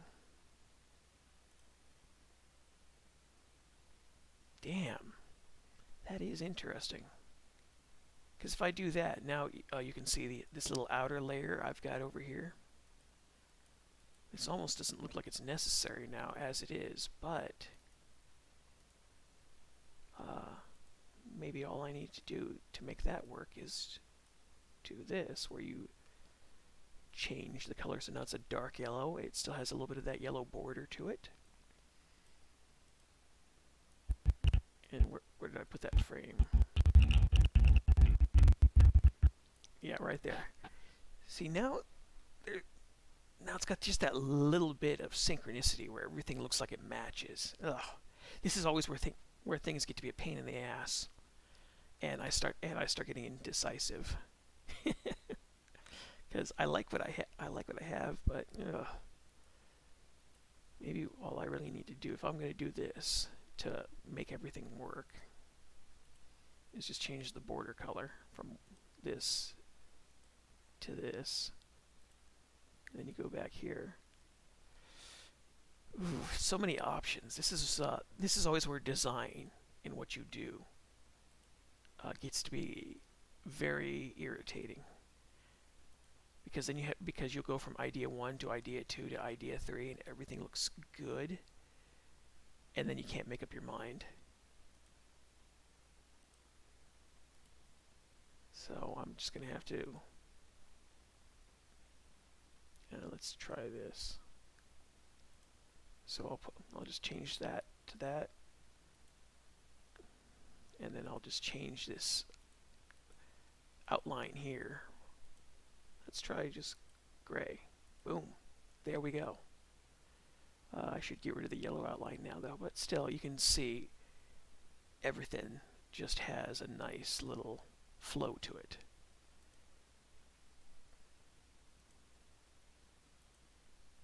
Because the idea is also realistically, she's dead. I was toying with the idea of everything not really having any colors, so I think it's probably going to end up being something like this. And I kind of don't like that the amount of blur I have on this. So if I do this, damn. Well, that's more stuff to nitpick at for a later date. But you can see there's all kinds of crazy shit you can do here. And there would be a time when this would require like an airbrush, or this would require additional software, whereas all I have to do is I just add a layer, I mean not a layer, a filter to this. And filters are wonderful things, and it kills me that Flash isn't, the software just isn't as special as it used to be. Which on one hand, that's not a bad thing, because you don't want these companies to have a monopoly, because that is what Adobe had for so many years with Flash, and they lost a lot of support because they were the owners of it and they weren't taking care of it. That's right, this was the frame I did that experiment with. But yeah, Adobe has been their own worst enemies for so long. And the fact that they don't even let you buy your own and own a copy of stuff anymore. You know, I'm starting to understand more why people just say, fine, fuck you, I'll just, I'll be a pirate. Even though I can't advocate for that, because I still want them to put these out.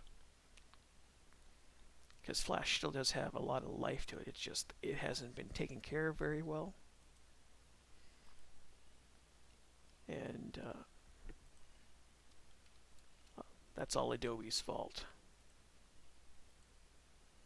So it's up to them if they want to pull their heads out of their ass, but I think we already know what's going to happen there. I've actually been meaning to get started on Adobe Illustrator for when I do comics, but the problem is I can also do comics here on Flash. And because I know Flash as well as I know it, I can work a little bit faster.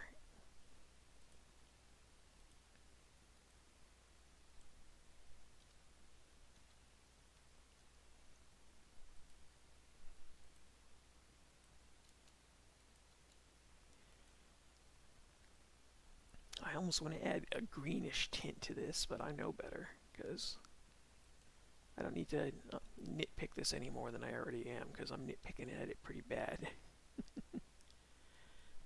Like I said, once you start playing around with stuff here,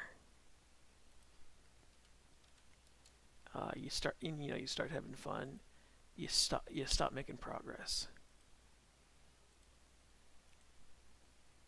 because it does get to be a lot of fun to just play around with all these different settings.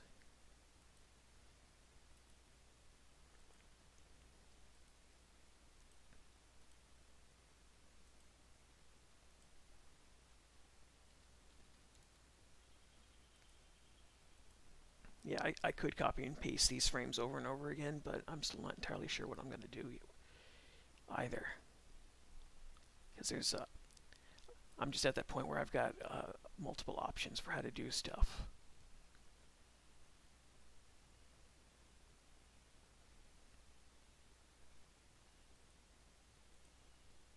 Change this to this. I think that's about the last frame for this that I really need to do that for. But I need to work on my humor. But the problem is there are no books for how to be funny. There are books for setups. There are books for deliveries, but overall presentation and everything else. Since I'm much more analytical now than I used to be, I'm trying to find that connection between all the different types of humor. Because randomness by the sake of randomness is not always funny, but there's a connection to stuff. And I haven't quite made that yet.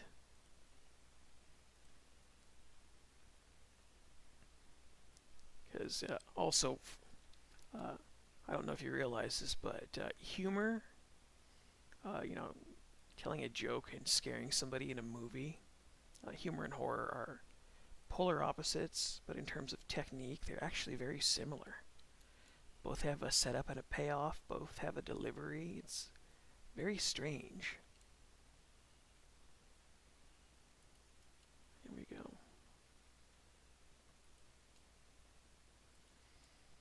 So she has shrunken just a little bit too much when I've pulled her back. So now that I know where I want everything to be,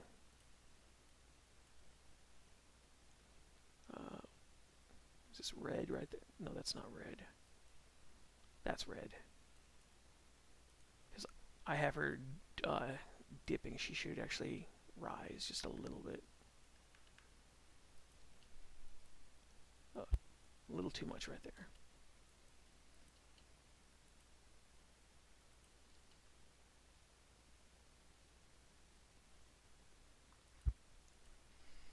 Okay. That is almost there. I think what the last thing this needs is this needs to be extended. Just a few more frames there. Because I've got stuff going on, it might catch your eyes off of the text. Because, you know, from an animation standpoint, there is a lot going on in this shot. Just by itself, you can see. And that actually just got me thinking about a way I can trim that down. Again, more nitpicking. Sorry. Fuck, that does work. Okay. Black outlines it is. Because those outlines, as much as I like them, as they are, they're just a bit too distracting visually. And goddamn you, autosave. Oof.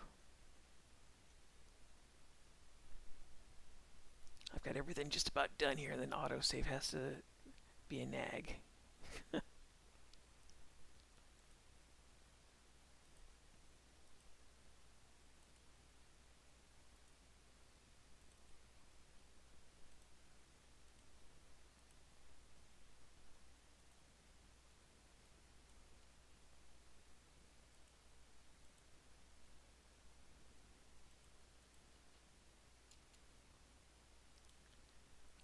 Okay, I don't have borders on that yet. So, whew. Here we are. Thank you.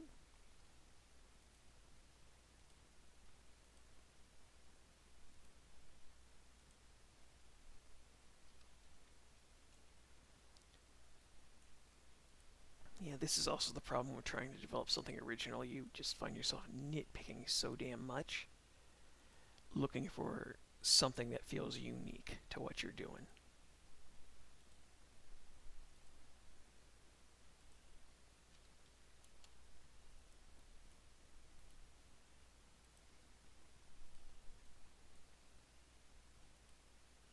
I think this should be the last frame I have to do this on. And I'm still waiting for my voice actress to get back to me, because once I get her lines, I can start looping them in, and then I am officially done. At least with episode 1. Episode 2 is going to be its own beast, and it's going to have to be something different. Because so far, with what I'm doing with the goblins in the second episode, they're more pests than they are an actual threat. And so there needs to be a little bit of an element of a threat from them, but they are primarily just pests.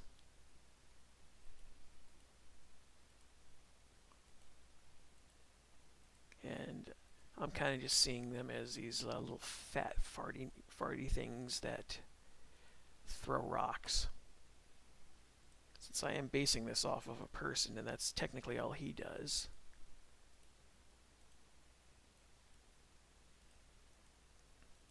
Yeah, part of me has been tempted to take classic YouTubers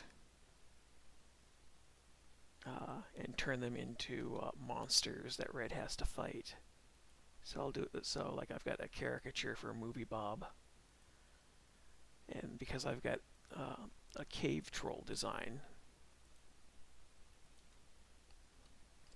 the cave troll would be based on another YouTuber. The only problem is I can't think of YouTubers I actually really don't like outside of Movie Bob and stuff, because most of them, if I don't like them, I ignore them. But Movie Bob has always been a pain in the ass, just because I've never seen anybody say the amount of shit that he does and justify it the way he does. The only person that comes close is Grace Randolph, and she's just an embarrassment. Not to mention the fact that she's got a terrible voice. Uh, like, my God. I mean, you hear my voice. I don't got a great voice either, but there's a shrillness to how she speaks. It makes me want to. That just makes me wish I was deaf in both ears instead of one.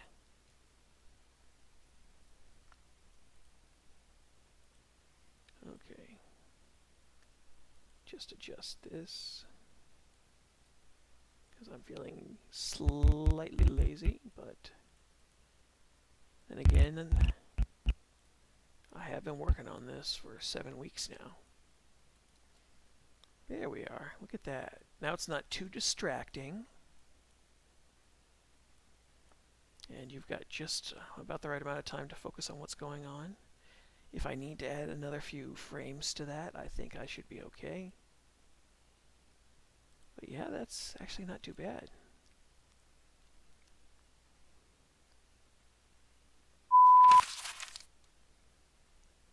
And I'm going to have to redo the perspective on this, and that beep is just a little louder than I think it should be. Fortunately, you can just edit this stuff in Flash, even though it's minor things. Okay. Phew. That is done. But it's time to work on something else for just a little bit. But I'm happy. I think, let's see, how many seconds is this? See, that's 4 to... Okay, that is about 3 seconds long.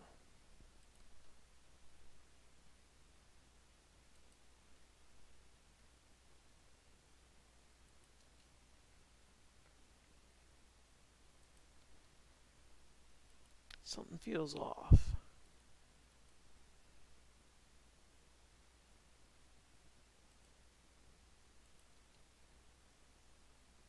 See, this is the trade-off where I've got that little bit of a glow around the text, and I'm realizing that's how distracting it is. Because if I remove it, everything is just static and you can read it. But as it is right there, it looks like there's a little bit of life to everything.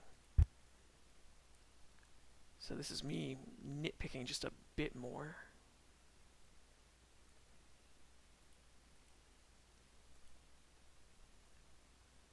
So I'll just go back here to alpha.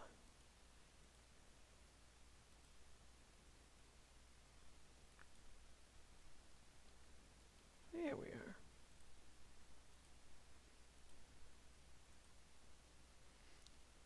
Yeah, this is a problem I've had in the past where I put too much in there. It gets to be a little bit too distracting to what's going on.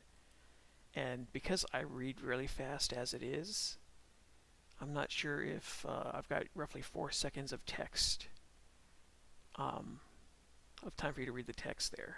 I'm not sure if that's enough or if that's too much.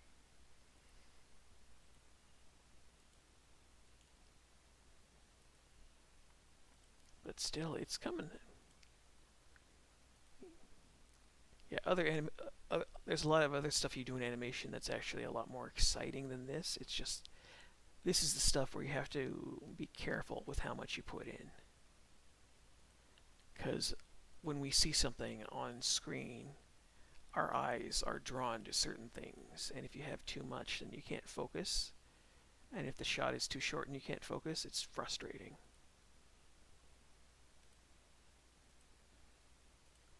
There we are, almost done.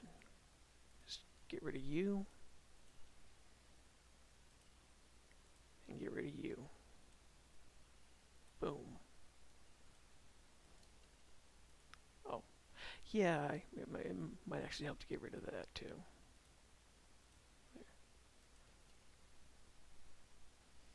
There, now you've got just a hint of it, and there's just enough there, and you can actually focus on it without too much of a distraction there. Jeez.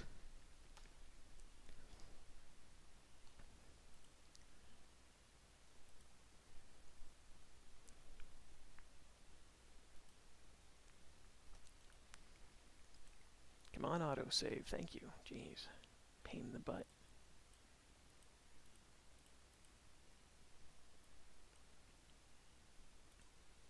Okay, that's done.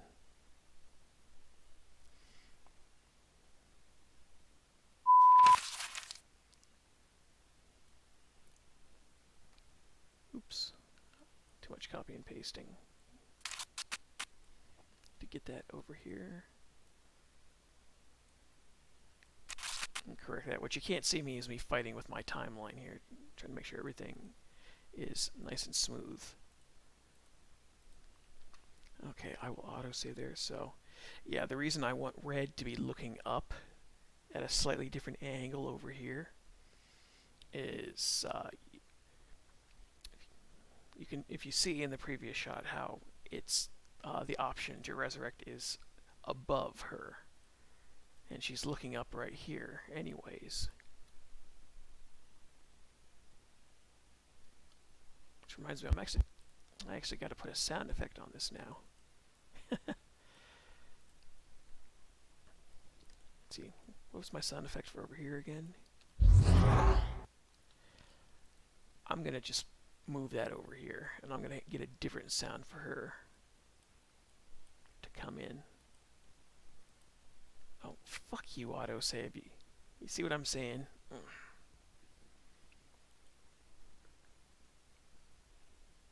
But yeah, I try and get a variety of sound effects. Just because then you don't hear the same 3 or 4 SFX.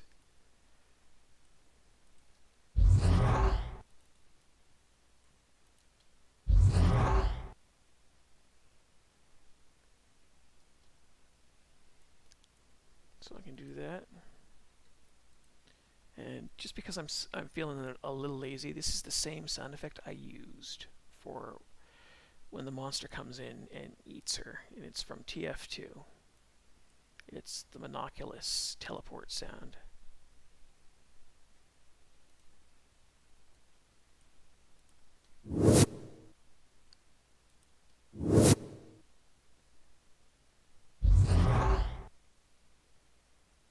Oh, yeah, let's try it now with all of the SFX in there properly.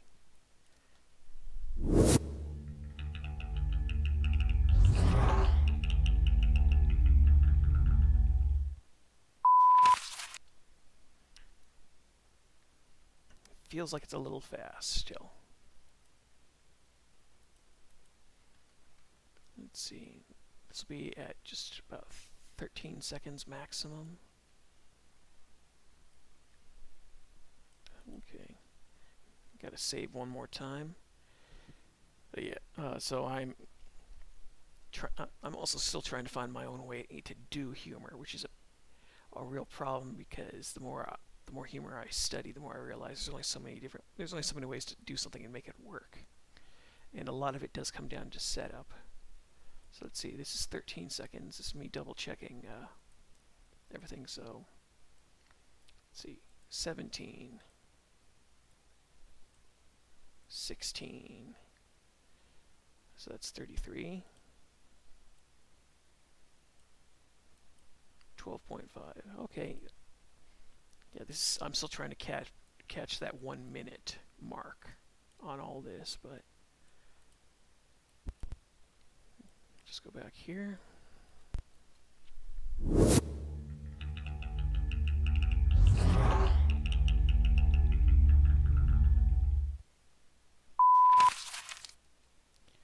Yeah, she's when I draw in the new facial expression,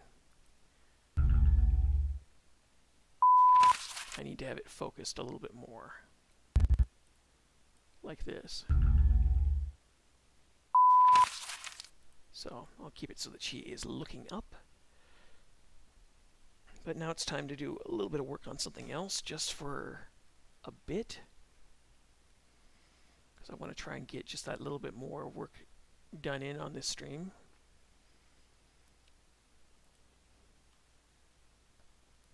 Let's see. What was the next one? I think it was animatic.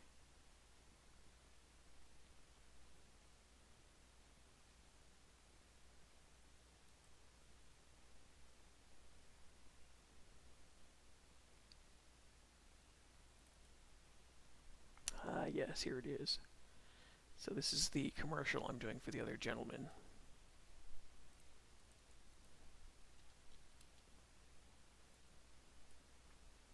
And I was supposed to be done with this yesterday, but I could not work. I did too much. So he wants, very simple, he wants his stage set up.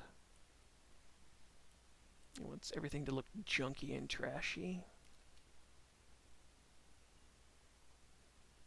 And then he wants randomness.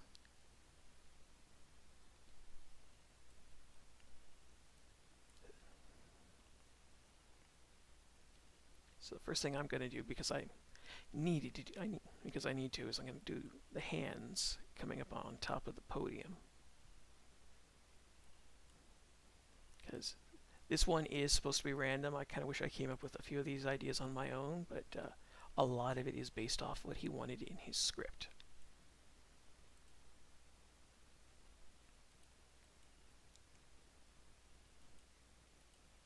So this is for a Steam game. It's good that he's got going. He's a little indie game developer. Because I am as fast as I am with some of this stuff, I can play catch up real quick. But I got maybe 30 minutes of work done on this yesterday. And then I was just done because I'd spent, it took me 4 hours to finish like 2.5 hours of work because I was so creatively drained. And I'm not happy when stuff like that happens because I've been trying to do better. Make sure that my creative well never gets to the point where it's on empty, but I was really starting to be on empty the other day.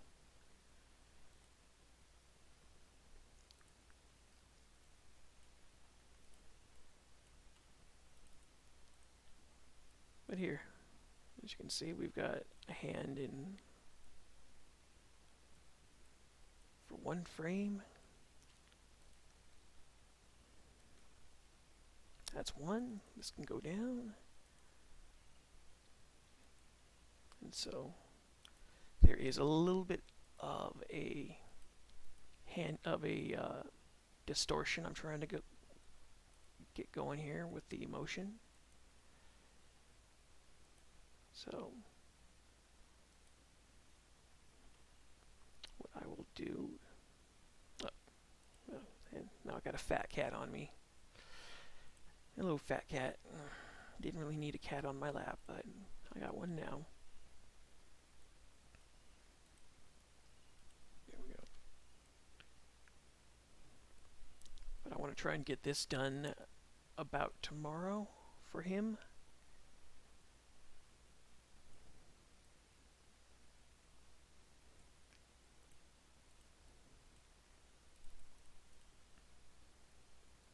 So I will finish off this shot in the stream, and then I will finish off the next shot of his head and the close-up.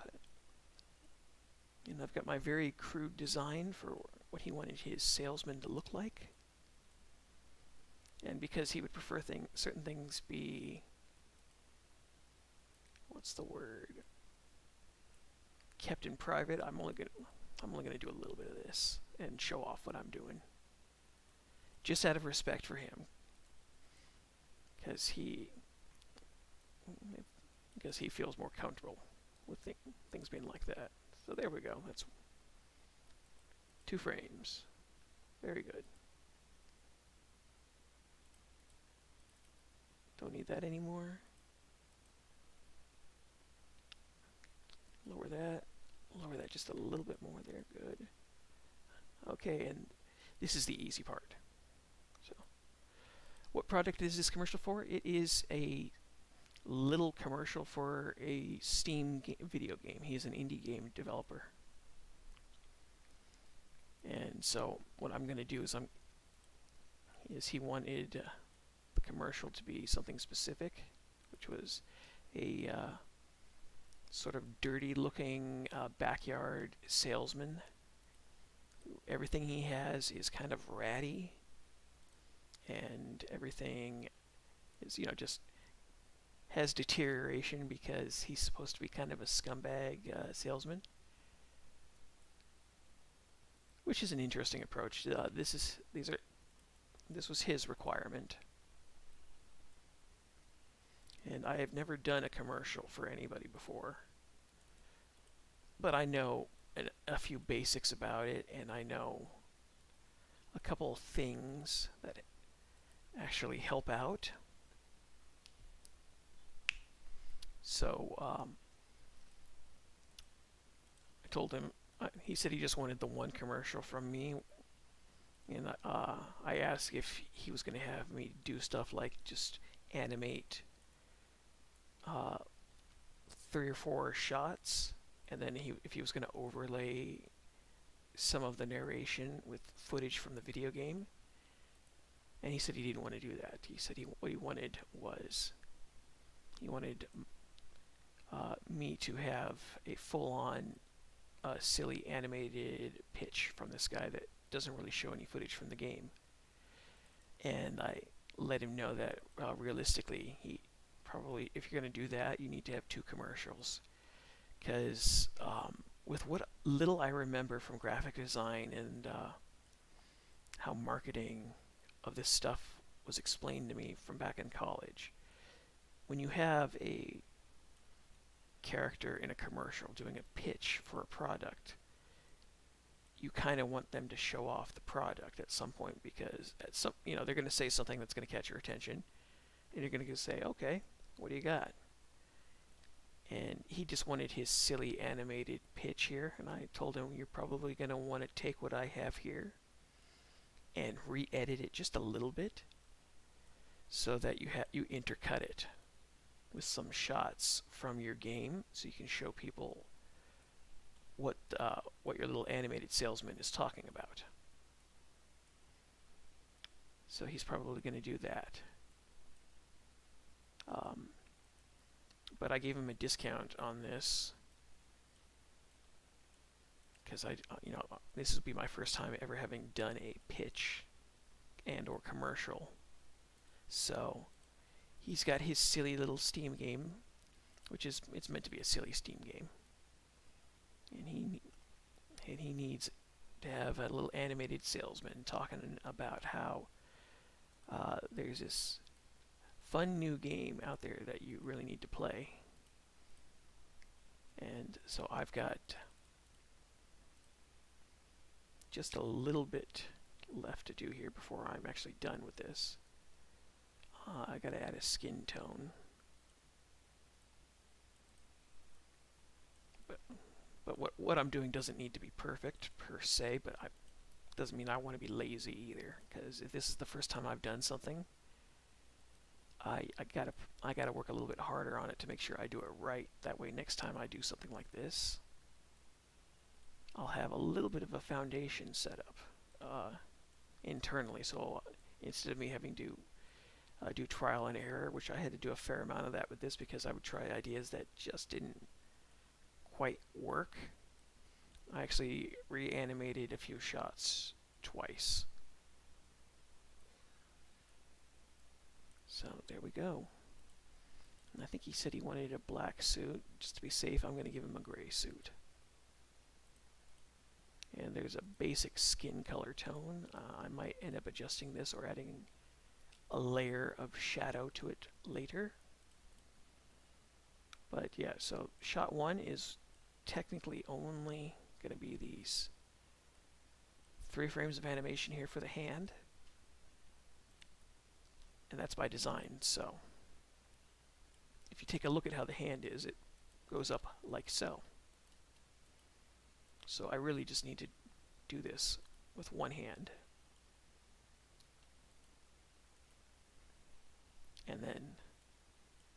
I get to do my favorite part about being lazy, where I do this. So in order to make it appear like it is moving upward, rather than having to redraw a bunch of frames, I do that, and I did it to the wrong frame. So I can just put that right back where it was. There we go. So we've got autosave being an asshole. Get out of here, autosave. We've got 1 and 2. So here, look at that. One hand, done, just like that. Now, there's a little bit of a difference in the width of the lines here that I'm catching. Animating lines for the outline of characters is always a pain in the ass, because unless you're AI software working on this, you're never going to be perfect. So all you got to do, so what you got to do is you got to do your best, and sometimes your best is only what your best is now. But because this is not the most demanding project, even though I've lost some time on trial and error, and I had some background ideas that didn't quite work, I did eventually get what he likes, and so if he's happy, I'm happy. Otherwise, I will nitpick with this for another week. And his game just launched, like the other day.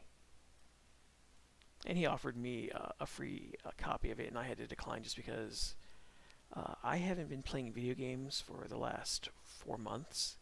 Not because I don't like games, but because I need the time to improve my art.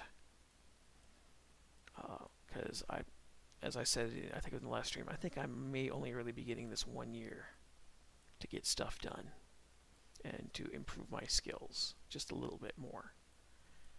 Because I've got a feeling that things are probably going to go sour, or there's going to be more difficult, and then I'm not going to have that time to develop myself further.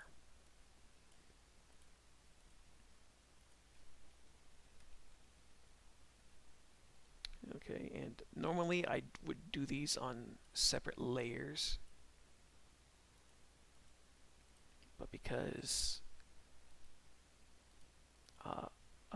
I'm doing this fast, and also because these are not intricate to do. If these are more intricate motions to do, I would definitely split them up amongst layers, but they're not, thankfully, which is why I can get them done fast.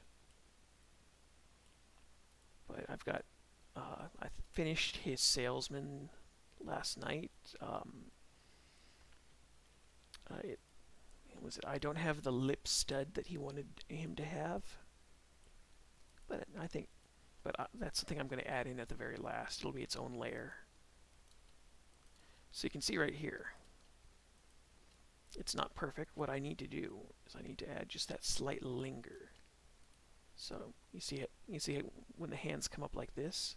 This is all nice, but this is all too fast.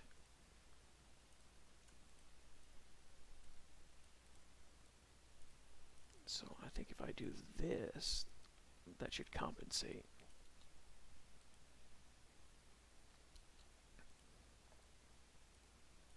Nope, I didn't want to do that. Get over there.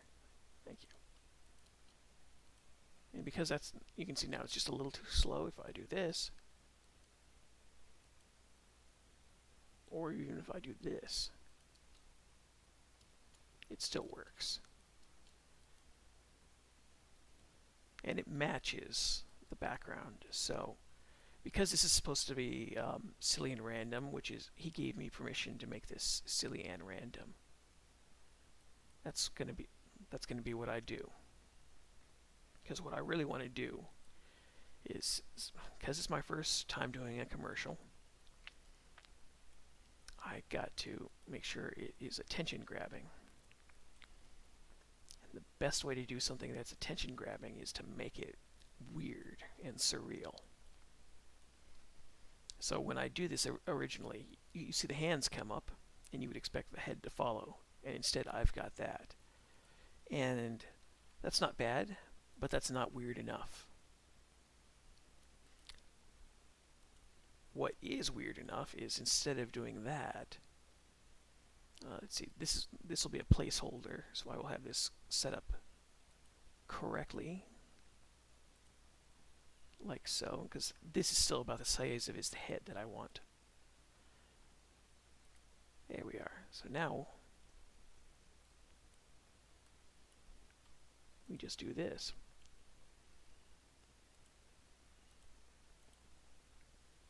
So yeah, there's not going to be anything wrong with him. He's not meant to be an alien. He's just meant to be a pitch man. And because the guy based on this has a little bit more of a point in his jaw, I will do this. So the next step is to take this shape. And it'll be a little bit of a visual contradiction, but I need to make this just a hint more square, because that is kind of the art style I have now anyways, because it's fun, it's silly, and we just do this, which is, you can see that's too much, but you can get around it by doing that. So now the pitchman has a little bit more of a pointy jaw. So I ended up working on this design a little bit last night before going to bed, so where I can still have it be my style and visually identifiable, but work and be what the other guy wants. So once I finish this up and shut down the stream and then go for a walk and get some more exercise, because I haven't been getting much exercise the past few days because I've been trying to finish that big tune, I'll clear my head and send a copy of this over to the guy and see if he wants me to make any last minute changes, because the animatic is mostly finished, thankfully. And because the animatic is technically just your storyboard, all I have to do is match the motion on most of it.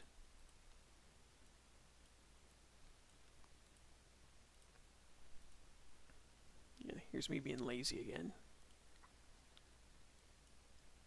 Fix that. Fix that.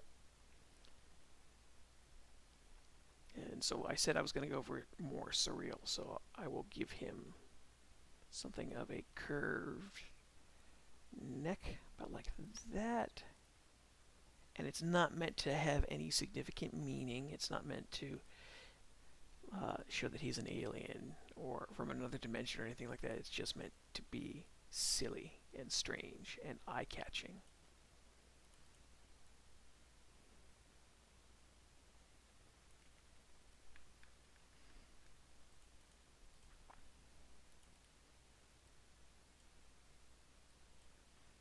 Correct my line work here just a smidge. That'll do. So there. That'll be that, and then the last thing are his eyes. Now the guy he sent me the image that this is based on does not have giant cartoon eyes. I just think it sells everything a little bit more.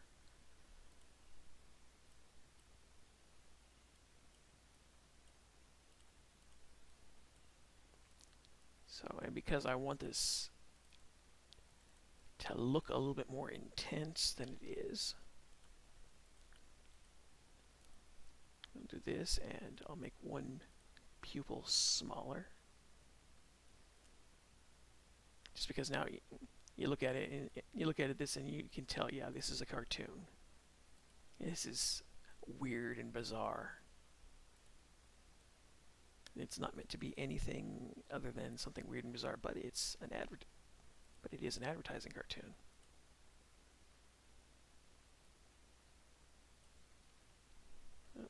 We'll correct that smile just a little bit.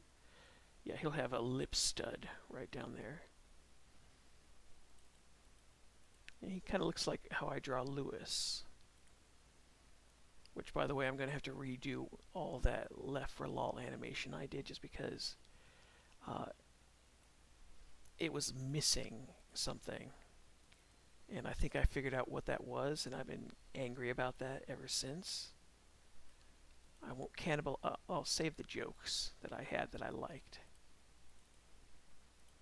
But I realized I could get how much animation I could get done. In 6 weeks. 6 weeks, 7 weeks, and what quality I got. And I want to carry that over. Go away, autosave. I don't like you.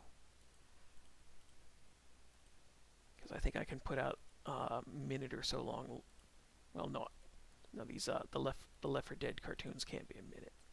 There's too much talking and there's too much stuff there that has to be said.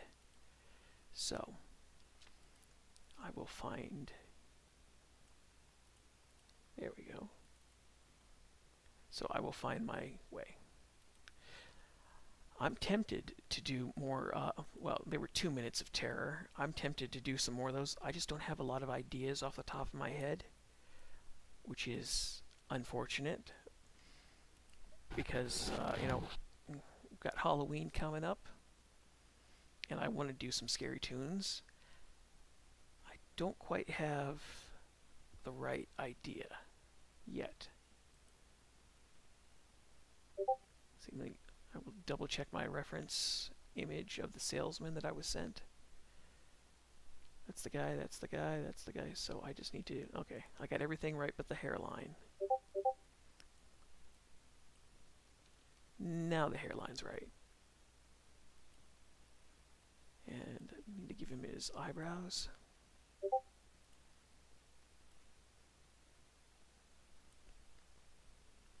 Yeah, I haven't done a scary tune in a long time. It's not that I've forgotten how. I just haven't had the right idea for something short.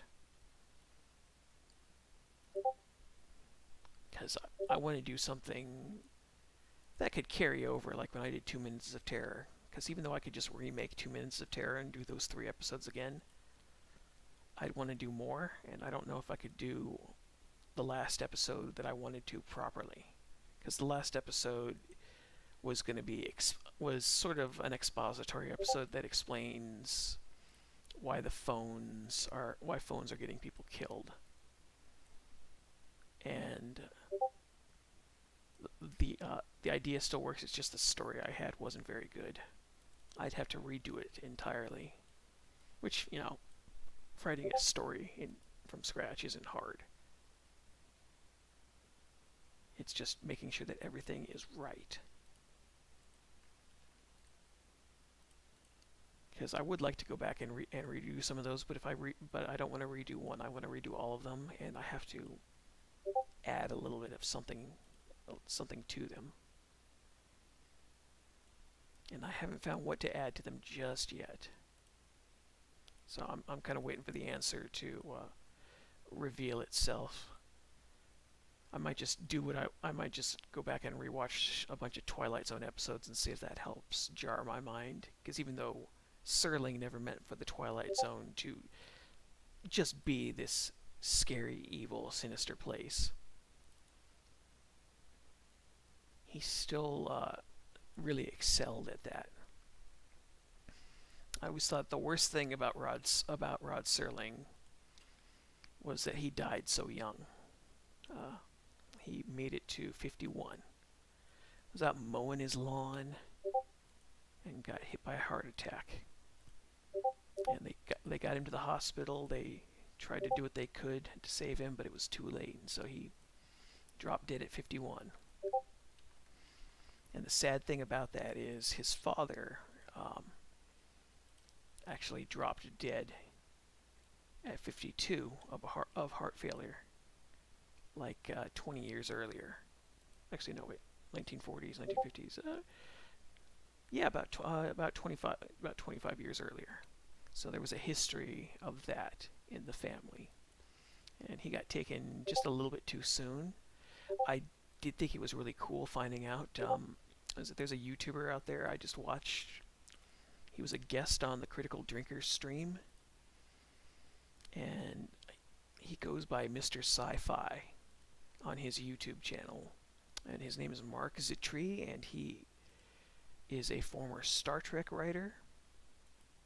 He did a few episodes of The Next Generation, He did some episodes of Deep Space Nine, I believe. He also, believe it or not, he was like the lead writer of the Smurfs back in the 1980s. So he's done work on comics. He's done science fiction. He's also a huge Twilight Zone fan, so he has this thing where he gets into Twilight Zone lore, where he'll go over stuff that happened in this episode and what it meant. And so he has all these amazing stories from some of the original Twilight Zone writers, like Richard Matheson.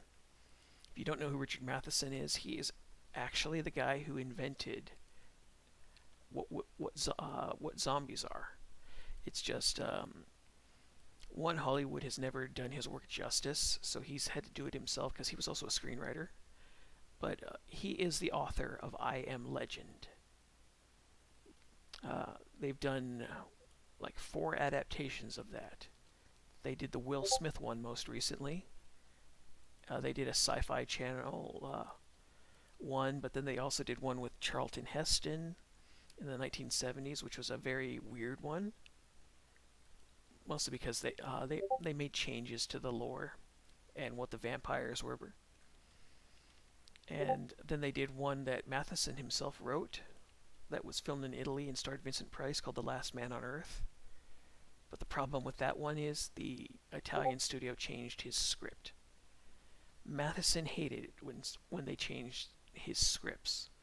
So when he adapted other people's work, he always made sure that he did something that didn't ruin it and would try and work it out with the author and let them know, I have to change this, because he was tired of Hollywood bastardizing his work and ruining it. So The Last Man on Earth is mostly his novel. There's a virus that goes around. A scientist is able to inoculate himself, but the virus has killed everybody, and he's the only man on Earth. Well, then it turns out there's a secondary mutation. The virus has brought back a certain amount of people to life, but they're not really alive. They're things. In Matheson's novel, they are like vampires. They can't be out in the daylight. The sun is toxic to them. So they sleep during the day, and garlic keeps them away, so he's constantly getting fresh garlic and putting it on his house. And at nighttime, they come for him. And he's got several safe houses set up. And he will stay at different ones at different at different times. And so he has his system where he's still trying to find a cure that will work, because now there are the vampires out there. He's trying to see if he can find a cure for them. But he's also having to go out and kill them because it's just him by himself. There are too many of them. They're still very much a threat, and they're overrunning the place. So during the daytime, he goes out and he kills them, just so he can get some peace at night, because even though they're kind of vampirish undead things, they still have memories. And some of them are people he knows. So if this sounds familiar, the idea of a man boarding himself up inside of a building, keeping monsters out, that's because George Romero did Night of the Living Dead and was a fan of I Am Legend, and used just that very crude premise of having to lock yourself inside of a building because there are monsters that look like people outside that want to eat you. And that's where Romero got the crude idea for Night of the Living Dead. Now, he added in the flesh-eating, the having to destroy the brain or take off the head to kill them. That was all Romero. But the reason Hollywood has never done a good adaptation of I Am Legend is they always fuck up the ending. And the ending is why the story is called I Am Legend. It's because at the very end of the story, he encounters a woman, and she's functional. He thinks she's like him, and for the first time in like 5 years, he's got somebody to talk to. He's got somebody he can communicate with, be with. He's no longer alone. But it turns out she's not like him. She is one of these vampire things. But she's a hybrid. Yes, she can come out during the daytime. And she's not really affected by the sun. But she's not perfectly human like him either, because if I remember correctly, she does have some trouble with garlic. And there's a reason he all of a sudden finds her. It's not by chance. It's because there are hundreds of other of these hybrids just like her out there. And it turns out not all of them are functional. During the daytime, a chunk of them revert to the more mindless vampires. And so they capture him. They're going to put him on trial for mass murder and genocide. And then he finds out the truth, and he finds out that chunks of the vampires that he's been going out hunting during the daytime and killing were the hybrids. And it's called I Am Legend because to them, he is the boogeyman. He is the monster. But he's this legendary monster to what is essentially going to be the new reigning version of humanity. But he's also the last man on Earth now, and he is beside himself, and he's horrified because all this time he thought he was surviving and killing these monsters, and he finds out he's been killing people who just happen to be this hybrid mutation where they're still human mostly, but they kind of revert. And so the girl who helped get him kidnapped offers him the chance to escape because she feels guilty because when she finds out that he's not really the monster she thought he was, she feels bad, so she offers to try and help him escape, and he says no. He can't live with himself because of what he's become. So it's like her leaving him a pistol with one round, and him. It's been so long since I've read this. It's him deciding whether or not he's going to pull the trigger. And when they did the Will Smith film, they didn't do that. They had him blow himself up after finding other people and giving them like the cure because he's just had enough of it and everything. Well, they cut out the fact that the species out there they're in charge of the world now, and there are hybrids. They have their own society and everything out there, and it's really a cool idea. But nobody has ever done it. And for some reason, they just kind of keep fucking it up, where they just settle for most of the idea and just say, okay,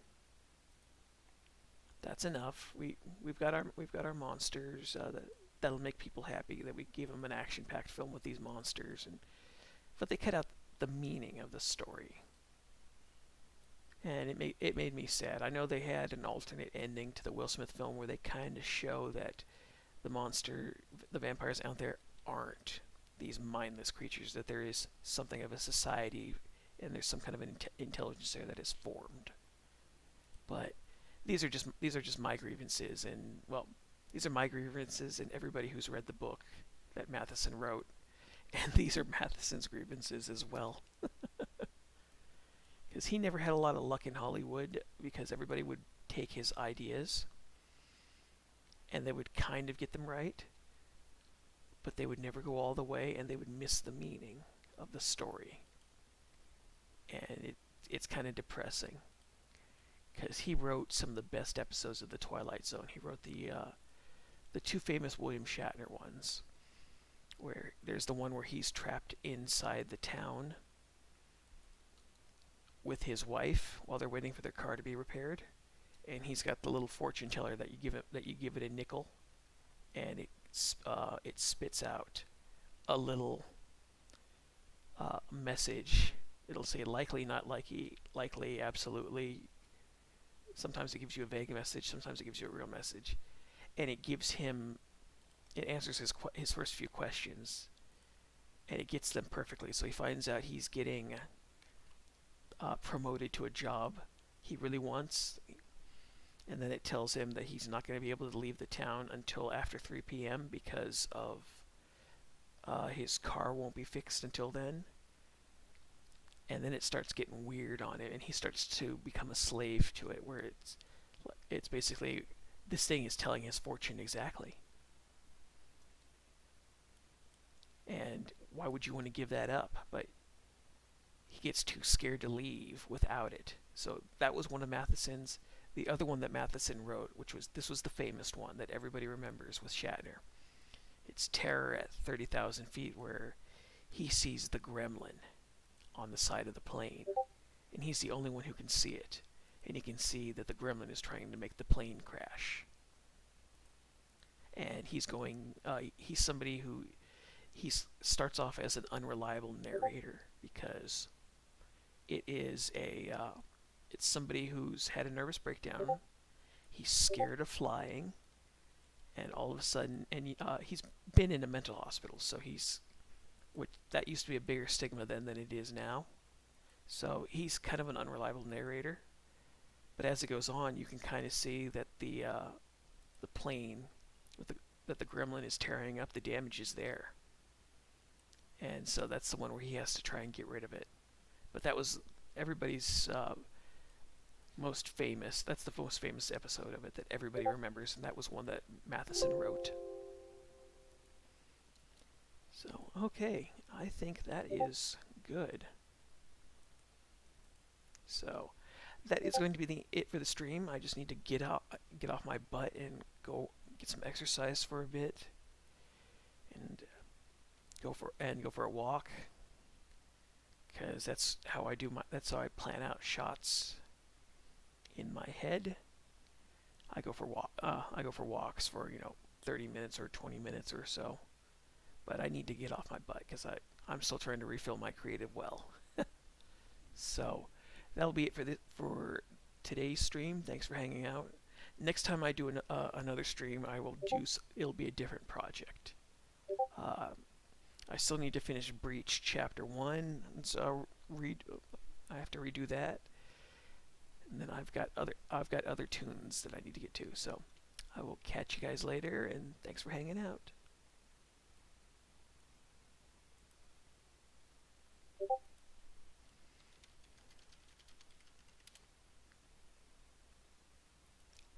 Oh, and before I forget, I will update the tune.